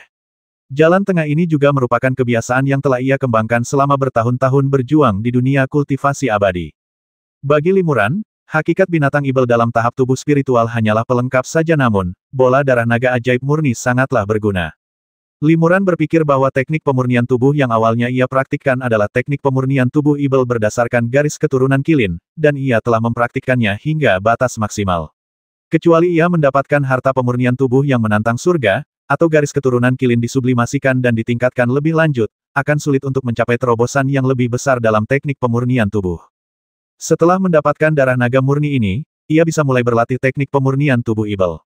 Jiwa Ibel telah lama memberitahunya bahwa teknik pemurnian tubuh Ibel sejati membutuhkan penghirupan dan pengembusan energi Ibel murni, sehingga tidak akan berhasil di alam bawah. Namun, di dalam tanah tersegel ini, banyak area memiliki energi Ibel murni, dan lingkungan Chaos Demon Land yang ada di mana-mana juga mengandung energi Ibel yang cukup besar. Kondisi ini memenuhi persyaratan dasarnya untuk berlatih teknik pemurnian tubuh Ibel. Selain energi Ibel di sekitarnya, bola darah naga Ibel memberinya kesempatan untuk berlatih teknik pemurnian tubuh Ibel. Selain itu, ada juga beberapa esensi binatang Ibel tingkat tinggi dan beberapa harta Ibel yang ditemukan di sini, yang semuanya dapat membantunya berlatih teknik pemurnian tubuh Ibel. Dia telah melihat tubuh-tubuh binatang sihir tingkat tinggi yang luar biasa kuat, dan dia sudah memiliki tubuh yang sangat baik sebagai fondasinya. Jika dia berlatih teknik pemurnian tubuh sihir, dia pasti akan membuat tubuhnya semakin kuat. Kultivator spiritual biasa tentu tidak akan berpikir demikian, tetapi Limuran berbeda. Ia dapat mengolah energi Ibel dan energi spiritual secara bersamaan tanpa saling bertentangan, jadi tampaknya hal itu masuk akal. Mengenai teknik dasar teknik pemurnian tubuh Ibel, jiwa Ibel telah mengajarkannya kepada Limuran saat ia memurnikan darah naga Ibel di alam bawah. Limuran diam-diam memutuskan, jika ada kesempatan, ia akan mencobanya untuk melihat apakah ia bisa menguasai teknik pemurnian tubuh Ibel. Tentu saja, ini juga tergantung pada berapa lama ia harus tinggal di area tertutup tersebut. Jika ada cara untuk segera pergi, maka ia tidak perlu berlatih teknik pemurnian tubuh Ibel jika, seperti yang dikatakan Hua Yuncong sebelumnya, dibutuhkan ratusan tahun, maka akan ada banyak waktu untuk berlatih. Setelah membasmi naga es ini, monster-monster di lembah Ibel tidak akan begitu menakutkan. Ayo kita masuk dan selidiki dengan saksama, kata Limuran. Baik, Liu Chenfeng dan yang lainnya setuju. Setelah Hua Yuncong menyingkirkan formasi pedang, mereka mengikuti Limuran ke lembah Ibel. Lembah Ibel ini cukup luas, menjadi yang terbesar di dalam ruang tertutup. Mereka berempat dengan cermat menelusuri hampir setiap incinya, menghabiskan hampir setengah bulan sebelum akhirnya meninggalkan lembah Ibel. Kekuatan spasial lembah Ibel ini masih normal. Mungkinkah ini bukan pusat formasi? Hua Yun tak kuasa menahan diri untuk tidak bingung. Ini adalah lembah Ibel besar terakhir yang mereka jelajahi. Mereka telah menjelajahi setiap bagian dari seluruh area tersegel, tetapi mereka masih belum dapat menemukan pusat formasi. Mungkinkah ruang tersegel ini benar-benar sempurna? Sahabat Hua, mohon pikirkan baik-baik, apakah ada tempat yang belum kau selidiki secara menyeluruh? Tanya Limuran. Setelah Hua Yuncong merenung sejenak, dia berkata, jika ada satu area di mana penyelidikannya kurang menyeluruh, itu dia. Hati Liu Chenfeng tergerak ketika mendengar ini saudara muda Hua. Apakah kamu berbicara tentang lembah serangga beracun? Hua Yuncong mengangguk itulah lembah serangga beracun. Lembah serangga. Limuran tercengang ketika mendengar ini apa sebenarnya yang terjadi. Liu Chenfeng berkata, lembah serangga adalah wilayah luas yang dipenuhi Ibel yang kacau. Beberapa tahun yang lalu, ketika kami menjelajahinya, kami menemukan banyak serangga beracun tingkat tinggi. Tempat itu dipenuhi gas beracun, jadi kami tidak berani tinggal lama dan terbang cepat, yang berarti kami tidak menyelidikinya secara menyeluruh. Mungkinkah inti formasi itu berada tepat di lembah serangga? Serangga beracun. Limuran sedikit mengernyit dan bertanya, jenis serangga beracun apa itu? Hua Yuncong berkata, ada banyak serangga aneh di lembah serangga beracun, yang utama adalah sejenis laba-laba beracun dengan garis-garis coklat di sekujur tubuhnya. Jumlahnya mencengangkan, dan mereka juga bisa menyemburkan bisa. Lembah serangga penuh dengan gua laba-laba, yang ditutupi lapisan jaring laba-laba, dan di mana-mana penuh dengan telur laba-laba yang menunggu untuk menetas. Kami mempertaruhkan nyawa untuk mencari di beberapa gua laba-laba, dan hampir terjebak di dalam gua oleh laba-laba beracun yang memiliki jaring laba-laba. Untungnya, kakak tertua kami telah pulih dari luka-lukanya dan bekerja keras untuk memotong jaring laba-laba itu, kalau tidak, kami pasti sudah mati di sana. Kemudian, kami melarikan diri, tidak berani berlama-lama di lembah serangga. Saat membicarakan hal ini, raut wajah Hua Yuncong sedikit berubah, dan ia tampak terkejut. Situasi saat itu pasti sangat berbahaya. Limuran merenung sejenak dan berkata, karena ini satu-satunya area yang belum kita jelajahi secara menyeluruh, kita tidak boleh melewatkannya. Bagaimana kalau begini? Ayo kumpulkan semua rekan seperjuangan kita dan cobalah mengumpulkan sebanyak mungkin orang untuk menjelajahi lembah serangga beracun bersama-sama. Serangga beracun masing-masing umumnya memiliki kekuatan rata-rata, dan mereka biasanya menang karena jumlah. Jika kita bergabung, seharusnya tidak terlalu berbahaya. Juga, kebetulan aku punya embun bunga pengusir serangga di tanganku. Aroma embun ini bisa mengusir sebagian besar serangga eksotis, jadi seharusnya cukup efektif. Oke, Liu Chenfeng mengangguk dan menggunakan catatan transmisi suara untuk memberitahu rekan-rekan muridnya. Beberapa hari kemudian, 7 orang termasuk Limuran, Liu Chenfeng dan lainnya berkumpul di lembah spiritual. Mengapa rekan maniak pedang tidak datang? Tanya Limuran. Adik ketiga telah mempelajari teknik pedang baru dalam beberapa tahun terakhir. Dia telah mengasingkan diri untuk melepaskan kekuatannya di lingkungan Tanah Ibel. Adapun adik kelima dan adik ke-10, mereka juga sedang berlatih mengasingkan diri, jadi mereka tidak bisa datang kali ini, jelas Liu Chenfeng. Total ada 10 orang, dan 7 di antaranya muncul. Limuran mengangguk dan berkata, kita hampir sampai. Ayo kita lihat lembah serangga beracun. Rekan Taois Liu, tolong bagikan embun bunga pengusir serangga ini kepada yang lainnya. Setelah itu, Limuran dan yang lainnya terbang ke lembah serangga beracun. Dari luar, lembah serangga beracun tampak indah, dipenuhi kicau burung dan bunga-bunga harum. Namun, begitu semua orang memasuki kedalaman lembah, mereka langsung mendengar suara gemerisik serangga, diikuti oleh gelombang pasang serangga aneh. Laba-laba, masing-masing panjangnya sekitar 3 meter dan menyemburkan racun, memaksa semua orang mundur dari lembah. Laba-laba beracun ini jumlahnya terlalu banyak, dan jaring laba-laba yang mereka keluarkan sangat kuat dan sulit dipotong. Racun yang mereka keluarkan bahkan dapat menghancurkan pedang dan aura pelindung kami secara perlahan. Untungnya, kami segera mundur. Jika kami dikepung, akibatnya tak terbayangkan. Liu Chenfeng mengerutkan kening. Ya, kalau saja Paman Li tidak mengeluarkan beberapa jimat atribut api yang kuat untuk menghadang kita, aku khawatir kita akan kesulitan menyingkirkan serangga beracun yang banyak itu. Kata Fang Tianao dengan ekspresi yang sedikit berubah. Terjebak di lautan serangga tadi, ia benar-benar mengerti arti kalah jumlah. Jutaan laba-laba beracun menyerbu bagai air pasang, dan bahkan dengan pedang paling tajam sekalipun, ia tak mampu membasmi mereka semua. Jika bukan karena bantuan rekan-rekan seperguruannya, ia pasti sudah terperangkap di lautan serangga dan tak bisa melarikan diri. Limuran juga merasa agak sulit. Aroma embun bunga pengusir serangga memang bisa mengusir laba-laba beracun ini, tetapi racun yang disemburkan laba-laba beracun ini juga mengeluarkan bau yang aneh. Jumlah racunnya terlalu banyak, dan bau busuk itu dengan cepat menutupi bau embun bunga pengusir serangga, membuat metodenya tidak efektif. Jumlah serangga beracun di sini bahkan lebih banyak dari yang dibayangkan Limuran. Hanya dengan sedikit serangga, memang sulit untuk menerobos masuk. Tak heran Liu Chenfeng dan yang lainnya bergegas meninggalkan lembah sebelum sempat menyelidiki dengan saksama. Aku punya rencana, kata roh pedang itu. Kita bisa memancing beberapa serangga aneh itu dan membasmi mereka sedikit demi sedikit. Meskipun butuh waktu lama, kita akhirnya akan membasmi sebagian besar dari mereka. Lalu kita bisa masuk ke lembah dan melakukan penyelidikan menyeluruh. Metode yang dijelaskan roh pedang mirip dengan cara Limuran menarik keluar naga es dan kemudian menggunakan formasi pedang untuk membasminya. Namun, meskipun Limuran memiliki darah naga ibel untuk menarik keluar naga es, ia tidak memiliki cara untuk menarik keluar laba-laba ini. Limuran menggelengkan kepalanya. Laba-laba beracun ini cukup aneh. Mereka tidak akan meninggalkan gua terlalu jauh. Setelah kita bergegas keluar dari lembah serangga, mereka kembali ke dalam gua sendiri. Mungkin akan sulit untuk memancing mereka keluar. Liu Chenfeng berkata, itu belum tentu benar. Jika terjadi gempa bumi besar seperti tanah longsor di lembah ini, lubang-lubang laba-laba di gua-gua akan runtuh, dan laba-laba akan lari dengan sendirinya. Dan siapa tahu, banyak serangga aneh bahkan mungkin mati karenanya. Jantung Limuran berdebar kencang ketika mendengar ini. Kata-kata Liu Chenfeng masuk akal. Bencana dahsyat yang mengguncang bumi seperti ini tidak akan terlalu berbahaya bagi para kultivator tingkat tinggi, yang dapat dengan mudah lolos. Namun bagi sejumlah besar manusia atau kultivator tingkat rendah, itu akan menjadi bencana besar yang fatal. Serangga-serangga aneh ini memang banyak jumlahnya, tetapi tingkat kultivasi mereka masing-masing tidak terlalu tinggi. Jika bencana berskala besar benar-benar terjadi, mereka pasti akan menderita kerusakan yang signifikan. Rencana ini tampaknya layak. Rekan Taois Liu, tolong jelaskan secara rinci, tanya Limuran dengan penuh minat. Liu Chenfeng berkata, jika kita mengubur beberapa formasi yang sangat merusak atau harta karun penghancur diri di perut beberapa gunung tinggi di lembah ini, lalu meledakkannya dengan kekuatan yang memadai, kita bisa meruntuhkan gunung-gunung besar ini.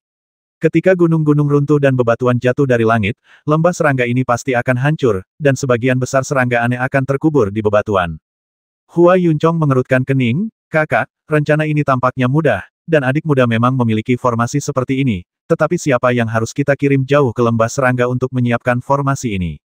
Semua orang terdiam mendengar ini. Memang, meskipun ada formasi yang sudah jadi, seseorang tetap harus masuk jauh ke lembah serangga untuk memasangnya sebelum bisa diaktifkan. Namun, Lembah serangga dipenuhi serangga-serangga aneh seperti lautan. Jika kau menyelam jauh ke dalamnya, tempat itu sangat berbahaya. Baru saja, semua orang bergabung dan mengusir lautan serangga begitu mereka melangkah ke lembah serangga. Sekarang, siapa yang berani menyelam jauh ke lembah serangga sendirian untuk membangun barisan? Liu Chenfeng menghela napas, ini memang masalah. Tak seorang pun dari kita memiliki kemampuan ini. Sepertinya kita harus mencari cara lain. Namun, saya tidak bisa memikirkan solusi lain untuk saat ini. Semua orang merenung dan berpikir, lalu tiba-tiba Limuran bertanya kepada Hua Yunchong, rekan Taois Hua, berapa lama waktu yang dibutuhkan untuk menyiapkan formasi itu? Hua Yunchong berkata, saya memiliki peralatan siap pakai untuk membangun formasi ini. Formasi ini hanya berfokus pada kekuatan, dan tidak banyak faktor lain yang perlu dipertimbangkan saat membangunnya. Oleh karena itu, relatif mudah untuk dibangun. Hanya membutuhkan sejumlah besar batu roh tingkat tinggi untuk disembunyikan, yang akan memakan waktu sekitar 1 atau 2 jam.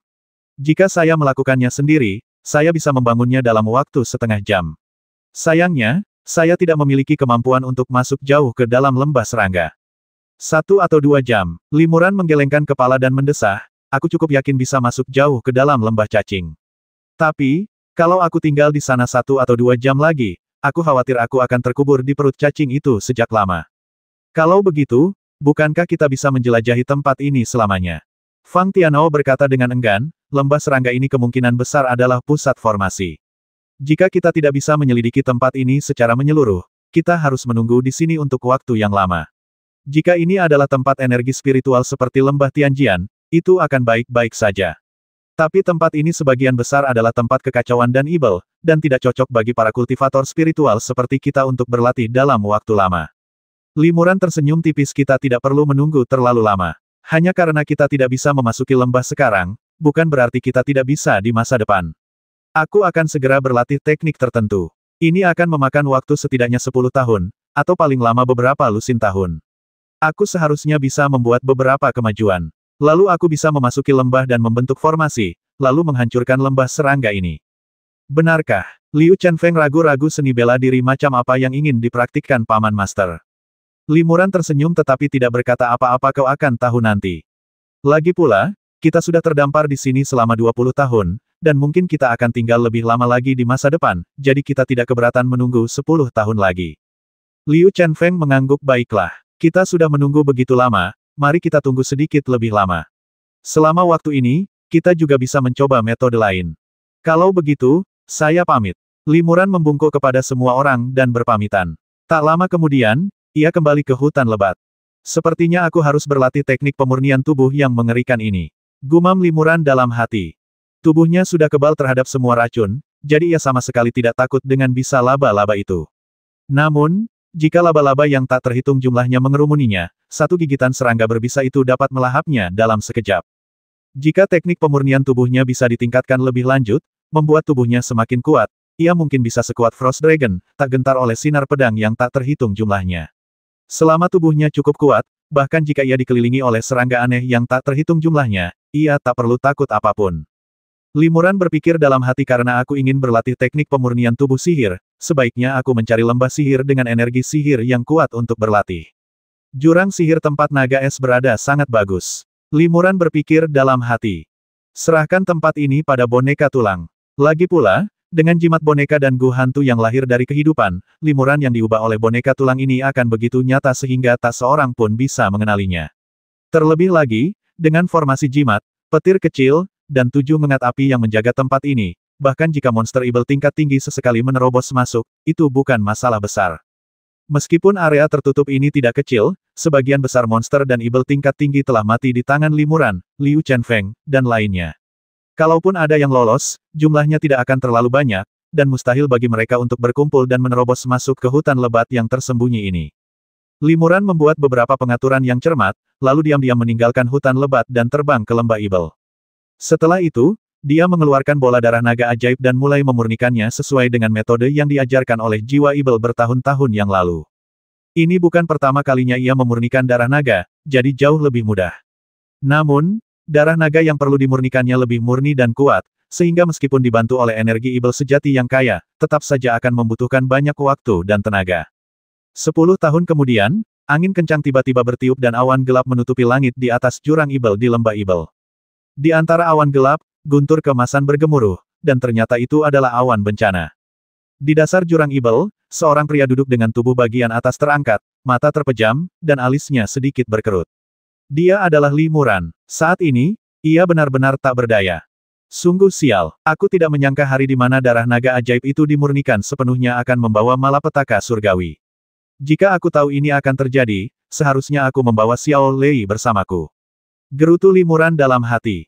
Kesengsaraan surgawi akan segera datang, dan Xiao Lei berada ribuan mil jauhnya dari sini, jadi tidak ada waktu untuk meminta bantuan Xiao Lei dalam mengatasi kesengsaraan itu. Untungnya, aku telah membuat beberapa kemajuan dalam teknik pemurnian tubuh sihir, dan tubuh fisikku menjadi jauh lebih kuat. Aku tidak perlu takut dengan kesengsaraan guntur ini. Gumam Li Muran dalam hatinya. Meskipun Li Muran cukup percaya diri dengan metodenya sendiri, ia masih menyimpan banyak sarana seperti pakaian giok emas dan jimat pertahanan untuk mencegah kecelakaan apapun. Boom! Guntur keemasan melesat keluar dari awan bencana dan menghantam Li Muran di jurang Ibel. Saat guntur emas memasuki tubuhnya, rune spiritual yang tak terhitung jumlahnya segera muncul di permukaan tubuh Li Muran, tetapi cahaya spiritual ini dihancurkan dan dihancurkan lapis demi lapis oleh guntur emas dalam sekejap mata, dan sepenuhnya rentan. Namun, faktanya, rune spiritual yang tak terhitung jumlahnya yang ditransformasikan dari jubah giok emas ini memiliki kekuatan pertahanan yang sangat kuat.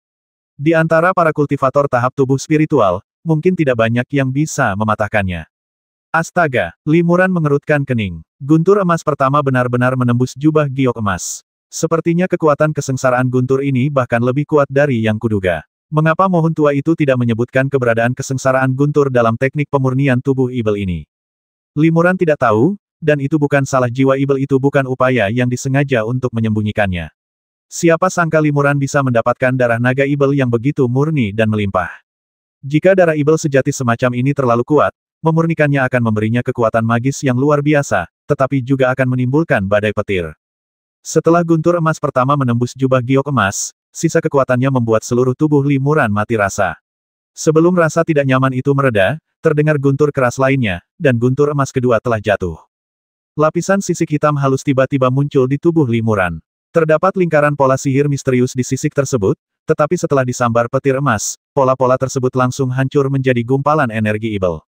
Seluruh tubuh Li Muran bergetar, alisnya berkerut, dia mengumpat dalam hati, dan akhirnya menahan sambaran petir lainnya.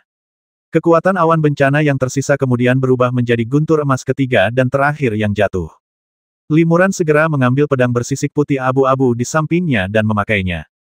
Lapisan baju zirah abu-abu putih ini dibuat dari sisik-sisik abu-abu putih individual, yang sumbernya adalah sisik kelahiran yang ditinggalkan oleh naga es.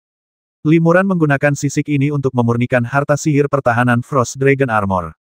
Lapisan es tipis muncul di Frost Dragon Armor. Lapisan es yang tampaknya tak berarti ini telah menahan sebagian besar kekuatan Golden Thunder. Golden Thunderbolt terakhir gagal menembus Frost Dragon Armor, hanya menyisakan beberapa bekas petir hangus di beberapa sisik. Sisa kekuatan Golden Thunder meresap melalui Frost Dragon Armor ke dalam tubuh Li Muran. Tubuh Li Muran sedikit gemetar, lalu dengan tenang meredam kekuatannya. Li Muran merasa lega dan menghela napas lega, untungnya, armor naga es ini sungguh luar biasa. Kalau tidak, kesengsaraan petir ini pasti tak tertahankan. Aku masih harus lebih berhati-hati di masa depan dan berusaha menjaga Little Lei di sisiku saat berlatih. Kali ini, Frost Dragon Armor memainkan peran penting dalam menahan kesengsaraan guntur, bahkan lebih kuat daripada kain giok emas. Namun, menurut Li Muran, kekuatan pertahanan keseluruhan dari kedua metode ini tidak akan jauh berbeda. Hanya saja karena ini adalah jurang Ibel, tempat yang kaya akan energi Ibel, banyak jimat giok pada kain giok emas tidak dapat menyerap energi vital langit dan bumi untuk digunakan sendiri, sehingga gagal melepaskan kekuatan penuhnya. Dengan perlindungan ganda jubah giok emas dan sirah naga es, ditambah tubuhku yang lebih kuat, aku seharusnya bisa menembus lembah serangga. Gumam Li Muran dalam hatinya. Darah naga Ibel ini sangat murni dan kuat. Seharusnya darah ini digunakan tidak hanya untuk memurnikan tubuh, tetapi juga untuk menciptakan kekuatan magis lain yang lebih kuat. Namun, selain pelarian naga Ibel yang diajarkan jiwa Ibel kepadaku, aku tidak memiliki mantra untuk kekuatan magis lainnya, dan aku tidak tahu cara mempraktikkannya. Li Muran berlatih di lembah Ibel untuk sementara waktu, di satu sisi untuk mengkonsolidasikan keterampilan pemurnian tubuhnya, dan di sisi lain untuk membuat beberapa persiapan. Setahun kemudian, di luar lembah serangga, Liu Chenfeng dan murid-murid lainnya berkumpul di sini lagi. Paman Master Li meminta kita bertemu di sini, dan menyuruh adik muda Hua untuk menyiapkan lingkaran sihir penghancur diri yang kuat. Mungkinkah dia punya kemampuan untuk menembus lembah serangga? Liu Chenfeng dan yang lainnya masih ragu. Ya, Hua juga punya beberapa keraguan. Kekuatan supernatural macam apa yang bisa dikultivasikan hanya dalam 10 tahun? Gumam Hua Yuncong.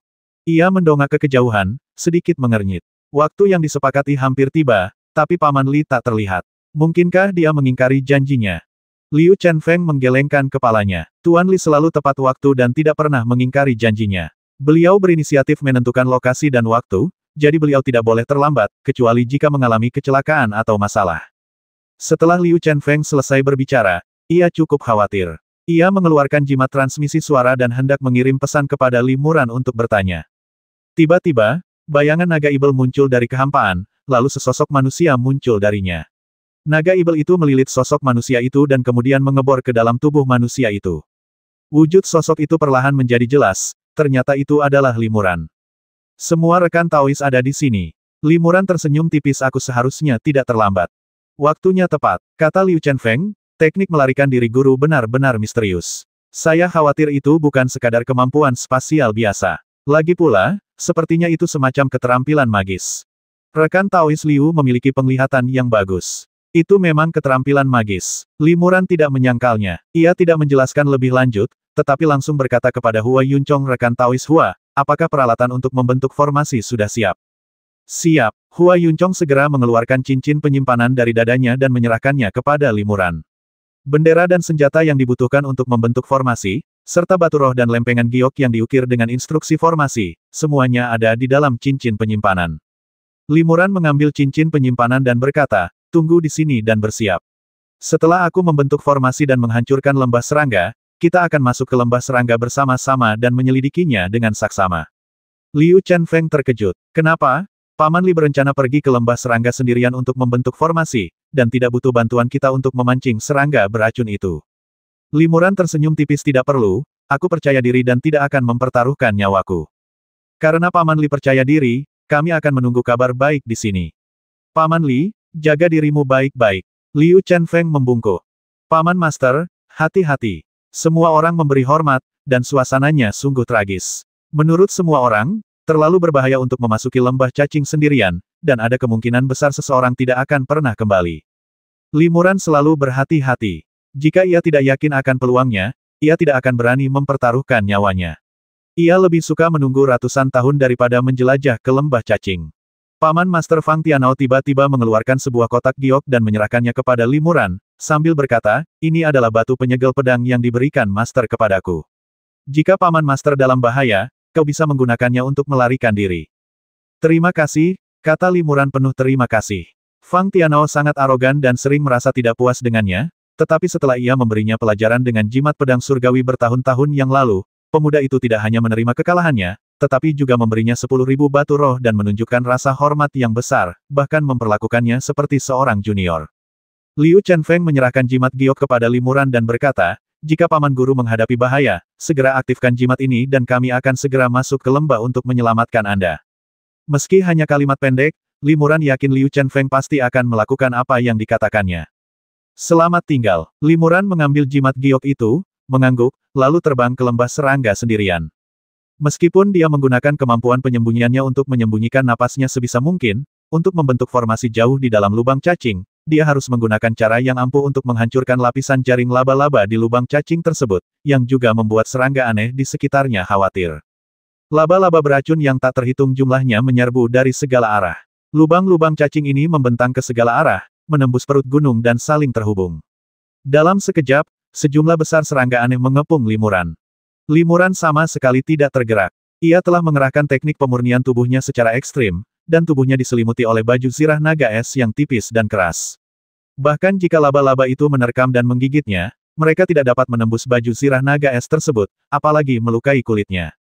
Melihat Li Muran terlalu keras untuk ditelan langsung, laba-laba itu memuntahkan aliran racun, tetapi racun-racun ini juga tidak mampu menembus Frost Dragon Armor. Meskipun gas beracun yang dipancarkannya menyebar dengan rapat dan menembus tubuh Li Muran hampir tidak terpengaruh oleh gas beracun tersebut. Laba-laba itu membuat jaring satu demi satu. Jaring-jaring ini sangat kuat, dan jika terjerat, akan sulit untuk memotongnya dan melepaskan diri.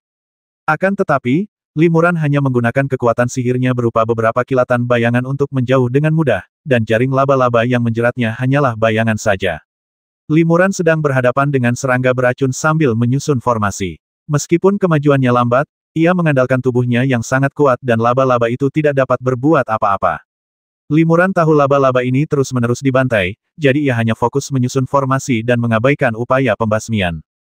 Gua itu luas, tetapi jumlah laba-laba yang bisa berkumpul terbatas. Kebanyakan dari mereka berkerumun di luar gua bersama rekan-rekan mereka, tidak dapat melihat Limuran dan, oleh karena itu, tidak dapat menyerangnya. Hanya ratusan laba-laba di dekatnya yang dapat menjangkaunya, tetapi bahkan jika mereka kelelahan, taring mereka patah, racun mereka habis, dan sutra mereka telah kering, mereka tidak dapat berbuat apa-apa terhadap Limuran. Teknik binaraga tingkat lanjut ini memang hebat, pikir Limuran. Layaknya naga beku, ia mampu menahan kekuatan formasi pedang yang dahsyat hanya dengan tubuhnya yang kuat. Setelah mendirikan formasi jauh di dalam lubang cacing dan menguburnya di dinding batu, Limuran hendak pergi. Ia memandangi bayangan serangga padat yang tak terhitung jumlahnya di pintu keluar lubang cacing dan mengurungkan niat untuk kembali dengan cara yang sama. Ia segera melakukan pelarian naga ajaib dan berubah menjadi bola energi ibel berbentuk hantu naga ajaib, lalu menghilang dari tempat itu.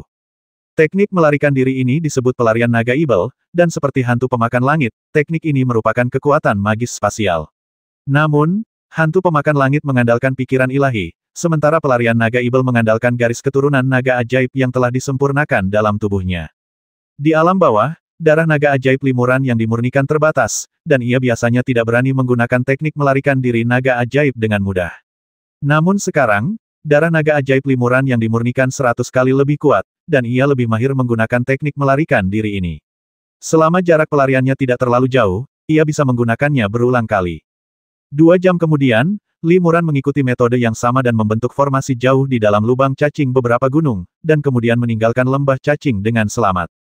Dengan 2 jenis kekuatan magis spasial yang melindunginya, tidak sulit baginya untuk melarikan diri dari lembah serangga. Seberkas cahaya spiritual menembus kehampaan, dan Limuran muncul terbungkus sepasang sayap cahaya yang indah, muncul di depan Liu Chenfeng dan yang lainnya.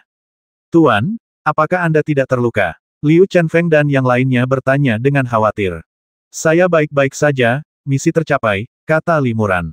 Semua orang terkejut sekaligus gembira. Limuran telah menghentikan teknik pemurnian tubuhnya. Ia tampak tidak terluka dan kekuatan sihirnya tidak terkuras.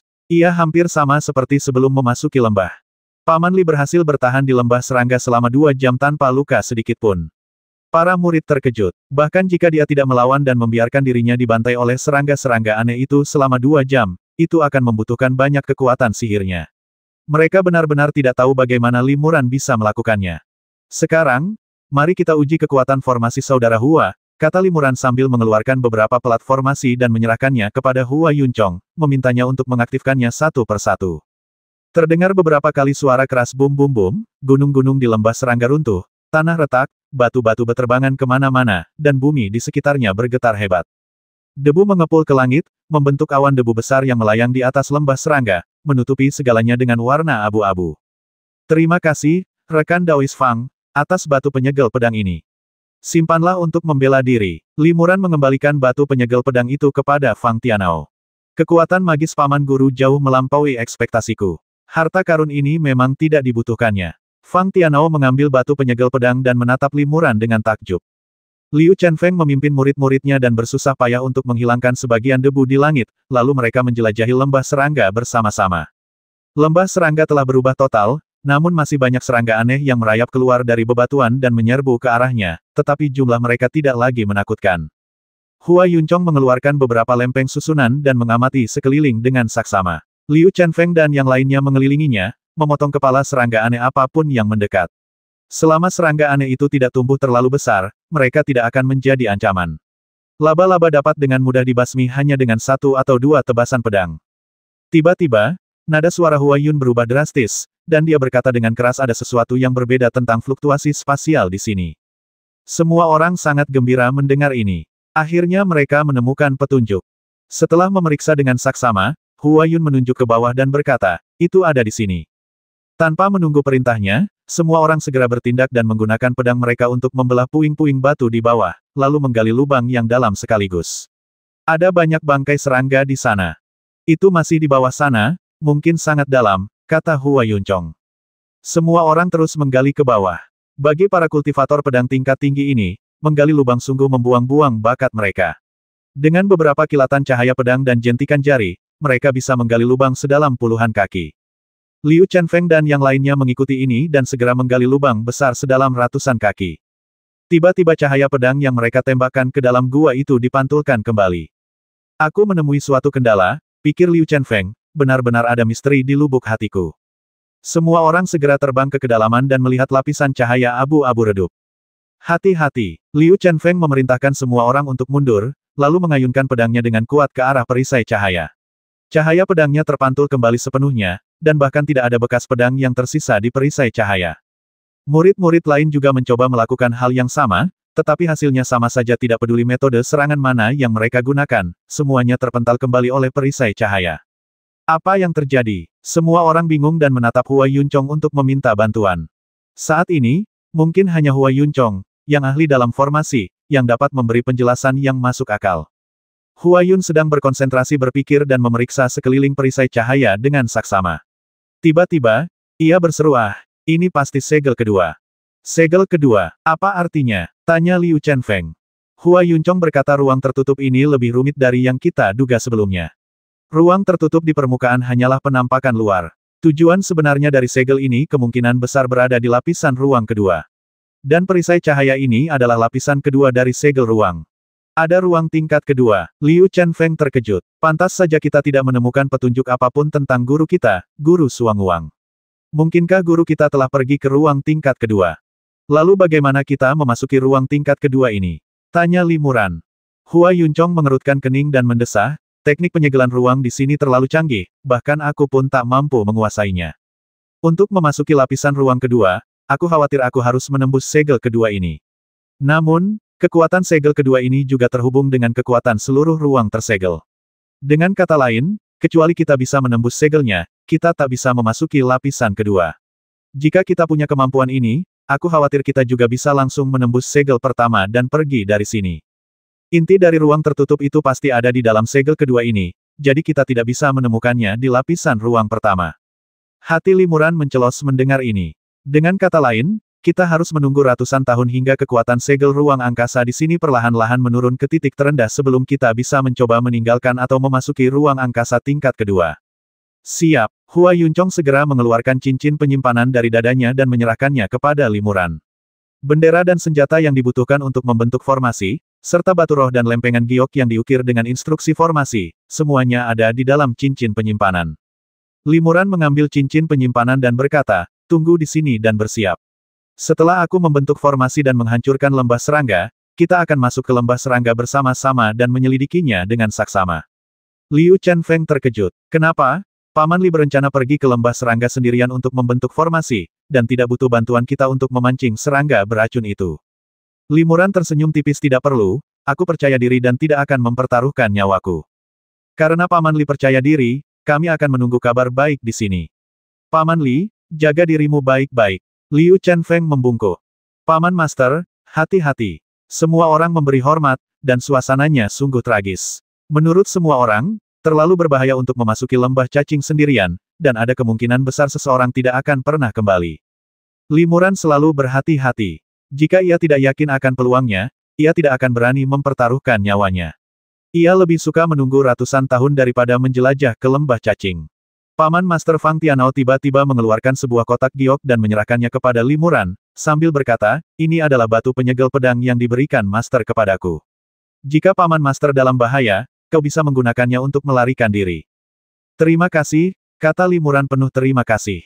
Fang Tianao sangat arogan dan sering merasa tidak puas dengannya, tetapi setelah ia memberinya pelajaran dengan jimat pedang surgawi bertahun-tahun yang lalu, pemuda itu tidak hanya menerima kekalahannya, tetapi juga memberinya 10.000 batu roh dan menunjukkan rasa hormat yang besar, bahkan memperlakukannya seperti seorang junior.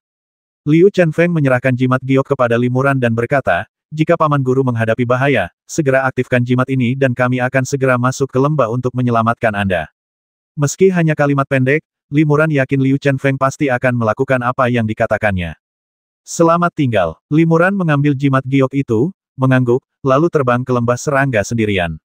Meskipun dia menggunakan kemampuan penyembunyiannya untuk menyembunyikan napasnya sebisa mungkin, untuk membentuk formasi jauh di dalam lubang cacing, dia harus menggunakan cara yang ampuh untuk menghancurkan lapisan jaring laba-laba di lubang cacing tersebut, yang juga membuat serangga aneh di sekitarnya khawatir.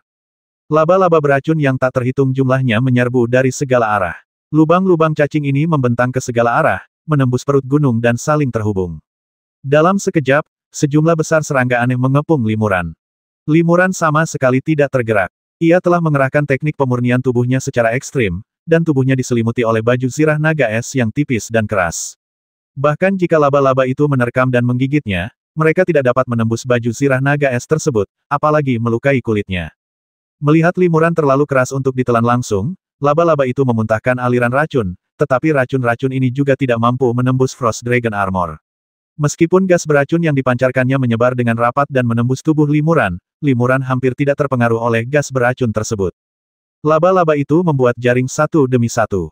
Jaring-jaring ini sangat kuat, dan jika terjerat, akan sulit untuk memotongnya dan melepaskan diri. Akan tetapi, Limuran hanya menggunakan kekuatan sihirnya berupa beberapa kilatan bayangan untuk menjauh dengan mudah, dan jaring laba-laba yang menjeratnya hanyalah bayangan saja. Limuran sedang berhadapan dengan serangga beracun sambil menyusun formasi. Meskipun kemajuannya lambat, ia mengandalkan tubuhnya yang sangat kuat dan laba-laba itu tidak dapat berbuat apa-apa. Limuran tahu laba-laba ini terus-menerus dibantai, jadi ia hanya fokus menyusun formasi dan mengabaikan upaya pembasmian. Gua itu luas, tetapi jumlah laba-laba yang bisa berkumpul terbatas. Kebanyakan dari mereka berkerumun di luar gua bersama rekan-rekan mereka, tidak dapat melihat Limuran dan, oleh karena itu, tidak dapat menyerangnya. Hanya ratusan laba-laba di dekatnya yang dapat menjangkaunya, tetapi bahkan jika mereka kelelahan, taring mereka patah, racun mereka habis, dan sutra mereka telah kering, mereka tidak dapat berbuat apa-apa terhadap Limuran. Teknik binaraga tingkat lanjut ini memang hebat, pikir Limuran. Layaknya naga beku, ia mampu menahan kekuatan formasi pedang yang dahsyat hanya dengan tubuhnya yang kuat. Setelah mendirikan formasi jauh di dalam lubang cacing dan menguburnya di dinding batu, Limuran hendak pergi. Ia memandangi bayangan serangga padat yang tak terhitung jumlahnya di pintu keluar lubang cacing dan mengurungkan niat untuk kembali dengan cara yang sama. Ia segera melakukan pelarian naga ajaib dan berubah menjadi bola energi Ibel berbentuk hantu naga ajaib, lalu menghilang dari tempat itu. Teknik melarikan diri ini disebut pelarian naga Ibel, dan seperti hantu pemakan langit, teknik ini merupakan kekuatan magis spasial. Namun, hantu pemakan langit mengandalkan pikiran ilahi, sementara pelarian naga Ibel mengandalkan garis keturunan naga ajaib yang telah disempurnakan dalam tubuhnya. Di alam bawah, darah naga ajaib Limuran yang dimurnikan terbatas, dan ia biasanya tidak berani menggunakan teknik melarikan diri naga ajaib dengan mudah. Namun sekarang, darah naga ajaib Limuran yang dimurnikan 100 kali lebih kuat, dan ia lebih mahir menggunakan teknik melarikan diri ini. Selama jarak pelariannya tidak terlalu jauh, ia bisa menggunakannya berulang kali. 2 jam kemudian, Limuran mengikuti metode yang sama dan membentuk formasi jauh di dalam lubang cacing beberapa gunung, dan kemudian meninggalkan lembah cacing dengan selamat. Dengan 2 jenis kekuatan magis spasial yang melindunginya, tidak sulit baginya untuk melarikan diri dari lembah serangga. Seberkas cahaya spiritual menembus kehampaan, dan Limuran muncul terbungkus sepasang sayap cahaya yang indah, muncul di depan Liu Chenfeng dan yang lainnya. Tuan, apakah Anda tidak terluka? Liu Chenfeng dan yang lainnya bertanya dengan khawatir. Saya baik-baik saja, misi tercapai, kata Limuran. Semua orang terkejut sekaligus gembira. Limuran telah menghentikan teknik pemurnian tubuhnya. Ia tampak tidak terluka dan kekuatan sihirnya tidak terkuras. Ia hampir sama seperti sebelum memasuki lembah. Paman Li berhasil bertahan di lembah serangga selama 2 jam tanpa luka sedikitpun. Para murid terkejut. Bahkan jika dia tidak melawan dan membiarkan dirinya dibantai oleh serangga-serangga aneh itu selama 2 jam, itu akan membutuhkan banyak kekuatan sihirnya. Mereka benar-benar tidak tahu bagaimana Limuran bisa melakukannya. Sekarang, mari kita uji kekuatan formasi saudara Hua, kata Limuran sambil mengeluarkan beberapa pelat formasi dan menyerahkannya kepada Hua Yuncong, memintanya untuk mengaktifkannya satu persatu. Terdengar beberapa kali suara keras bum-bum-bum, gunung-gunung di lembah serangga runtuh, tanah retak, batu-batu beterbangan kemana-mana, dan bumi di sekitarnya bergetar hebat. Debu mengepul ke langit, membentuk awan debu besar yang melayang di atas lembah serangga, menutupi segalanya dengan warna abu-abu. Terima kasih, rekan Daois Fang, atas batu penyegel pedang ini. Simpanlah untuk membela diri. Limuran mengembalikan batu penyegel pedang itu kepada Fang Tianao. Kekuatan magis paman guru jauh melampaui ekspektasiku. Harta karun ini memang tidak dibutuhkannya. Fang Tianao mengambil batu penyegel pedang dan menatap Limuran dengan takjub. Liu Chenfeng memimpin murid-muridnya dan bersusah payah untuk menghilangkan sebagian debu di langit, lalu mereka menjelajahi lembah serangga bersama-sama. Lembah serangga telah berubah total, namun masih banyak serangga aneh yang merayap keluar dari bebatuan dan menyerbu ke arahnya, tetapi jumlah mereka tidak lagi menakutkan. Hua Yuncong mengeluarkan beberapa lempeng susunan dan mengamati sekeliling dengan saksama. Liu Chenfeng dan yang lainnya mengelilinginya, memotong kepala serangga aneh apapun yang mendekat. Selama serangga aneh itu tidak tumbuh terlalu besar, mereka tidak akan menjadi ancaman. Laba-laba dapat dengan mudah dibasmi hanya dengan satu atau dua tebasan pedang. Tiba-tiba, nada suara Hua Yun berubah drastis, dan dia berkata dengan keras ada sesuatu yang berbeda tentang fluktuasi spasial di sini. Semua orang sangat gembira mendengar ini. Akhirnya mereka menemukan petunjuk. Setelah memeriksa dengan saksama, Hua Yun menunjuk ke bawah dan berkata, itu ada di sini. Tanpa menunggu perintahnya, semua orang segera bertindak dan menggunakan pedang mereka untuk membelah puing-puing batu di bawah, lalu menggali lubang yang dalam sekaligus. Ada banyak bangkai serangga di sana. Itu masih di bawah sana, mungkin sangat dalam, kata Hua Yuncong. Semua orang terus menggali ke bawah. Bagi para kultivator pedang tingkat tinggi ini, menggali lubang sungguh membuang-buang bakat mereka. Dengan beberapa kilatan cahaya pedang dan jentikan jari, mereka bisa menggali lubang sedalam puluhan kaki. Liu Chenfeng dan yang lainnya mengikuti ini dan segera menggali lubang besar sedalam ratusan kaki. Tiba-tiba cahaya pedang yang mereka tembakkan ke dalam gua itu dipantulkan kembali. Aku menemui suatu kendala, pikir Liu Chenfeng, benar-benar ada misteri di lubuk hatiku. Semua orang segera terbang ke kedalaman dan melihat lapisan cahaya abu-abu redup. Hati-hati, Liu Chenfeng memerintahkan semua orang untuk mundur, lalu mengayunkan pedangnya dengan kuat ke arah perisai cahaya. Cahaya pedangnya terpantul kembali sepenuhnya, dan bahkan tidak ada bekas pedang yang tersisa di perisai cahaya. Murid-murid lain juga mencoba melakukan hal yang sama, tetapi hasilnya sama saja tidak peduli metode serangan mana yang mereka gunakan, semuanya terpental kembali oleh perisai cahaya. Apa yang terjadi? Semua orang bingung dan menatap Hua Yuncong untuk meminta bantuan. Saat ini, mungkin hanya Hua Yuncong, yang ahli dalam formasi, yang dapat memberi penjelasan yang masuk akal. Hua Yun sedang berkonsentrasi berpikir dan memeriksa sekeliling perisai cahaya dengan saksama. Tiba-tiba, ia berseru, ini pasti segel kedua. Segel kedua, apa artinya? Tanya Liu Chenfeng. Hua Yuncong berkata ruang tertutup ini lebih rumit dari yang kita duga sebelumnya. Ruang tertutup di permukaan hanyalah penampakan luar. Tujuan sebenarnya dari segel ini kemungkinan besar berada di lapisan ruang kedua. Dan perisai cahaya ini adalah lapisan kedua dari segel ruang. Ada ruang tingkat kedua. Liu Chenfeng terkejut. Pantas saja kita tidak menemukan petunjuk apapun tentang guru kita, Guru Suanguang. Mungkinkah guru kita telah pergi ke ruang tingkat kedua? Lalu bagaimana kita memasuki ruang tingkat kedua ini? Tanya Li Muran. Hua Yuncong mengerutkan kening dan mendesah, teknik penyegelan ruang di sini terlalu canggih, bahkan aku pun tak mampu menguasainya. Untuk memasuki lapisan ruang kedua, aku khawatir aku harus menembus segel kedua ini. Namun, kekuatan segel kedua ini juga terhubung dengan kekuatan seluruh ruang tersegel. Dengan kata lain, kecuali kita bisa menembus segelnya, kita tak bisa memasuki lapisan kedua. Jika kita punya kemampuan ini, aku khawatir kita juga bisa langsung menembus segel pertama dan pergi dari sini. Inti dari ruang tertutup itu pasti ada di dalam segel kedua ini, jadi kita tidak bisa menemukannya di lapisan ruang pertama. Hati Li Muran mencelos mendengar ini. Dengan kata lain, kita harus menunggu ratusan tahun hingga kekuatan segel ruang angkasa di sini perlahan-lahan menurun ke titik terendah sebelum kita bisa mencoba meninggalkan atau memasuki ruang angkasa tingkat kedua. Ketika bunga aneh itu memasuki tubuhnya, Li Muran segera menutup matanya dan duduk bersila, melatih keterampilannya dan melindungi pikirannya. 910.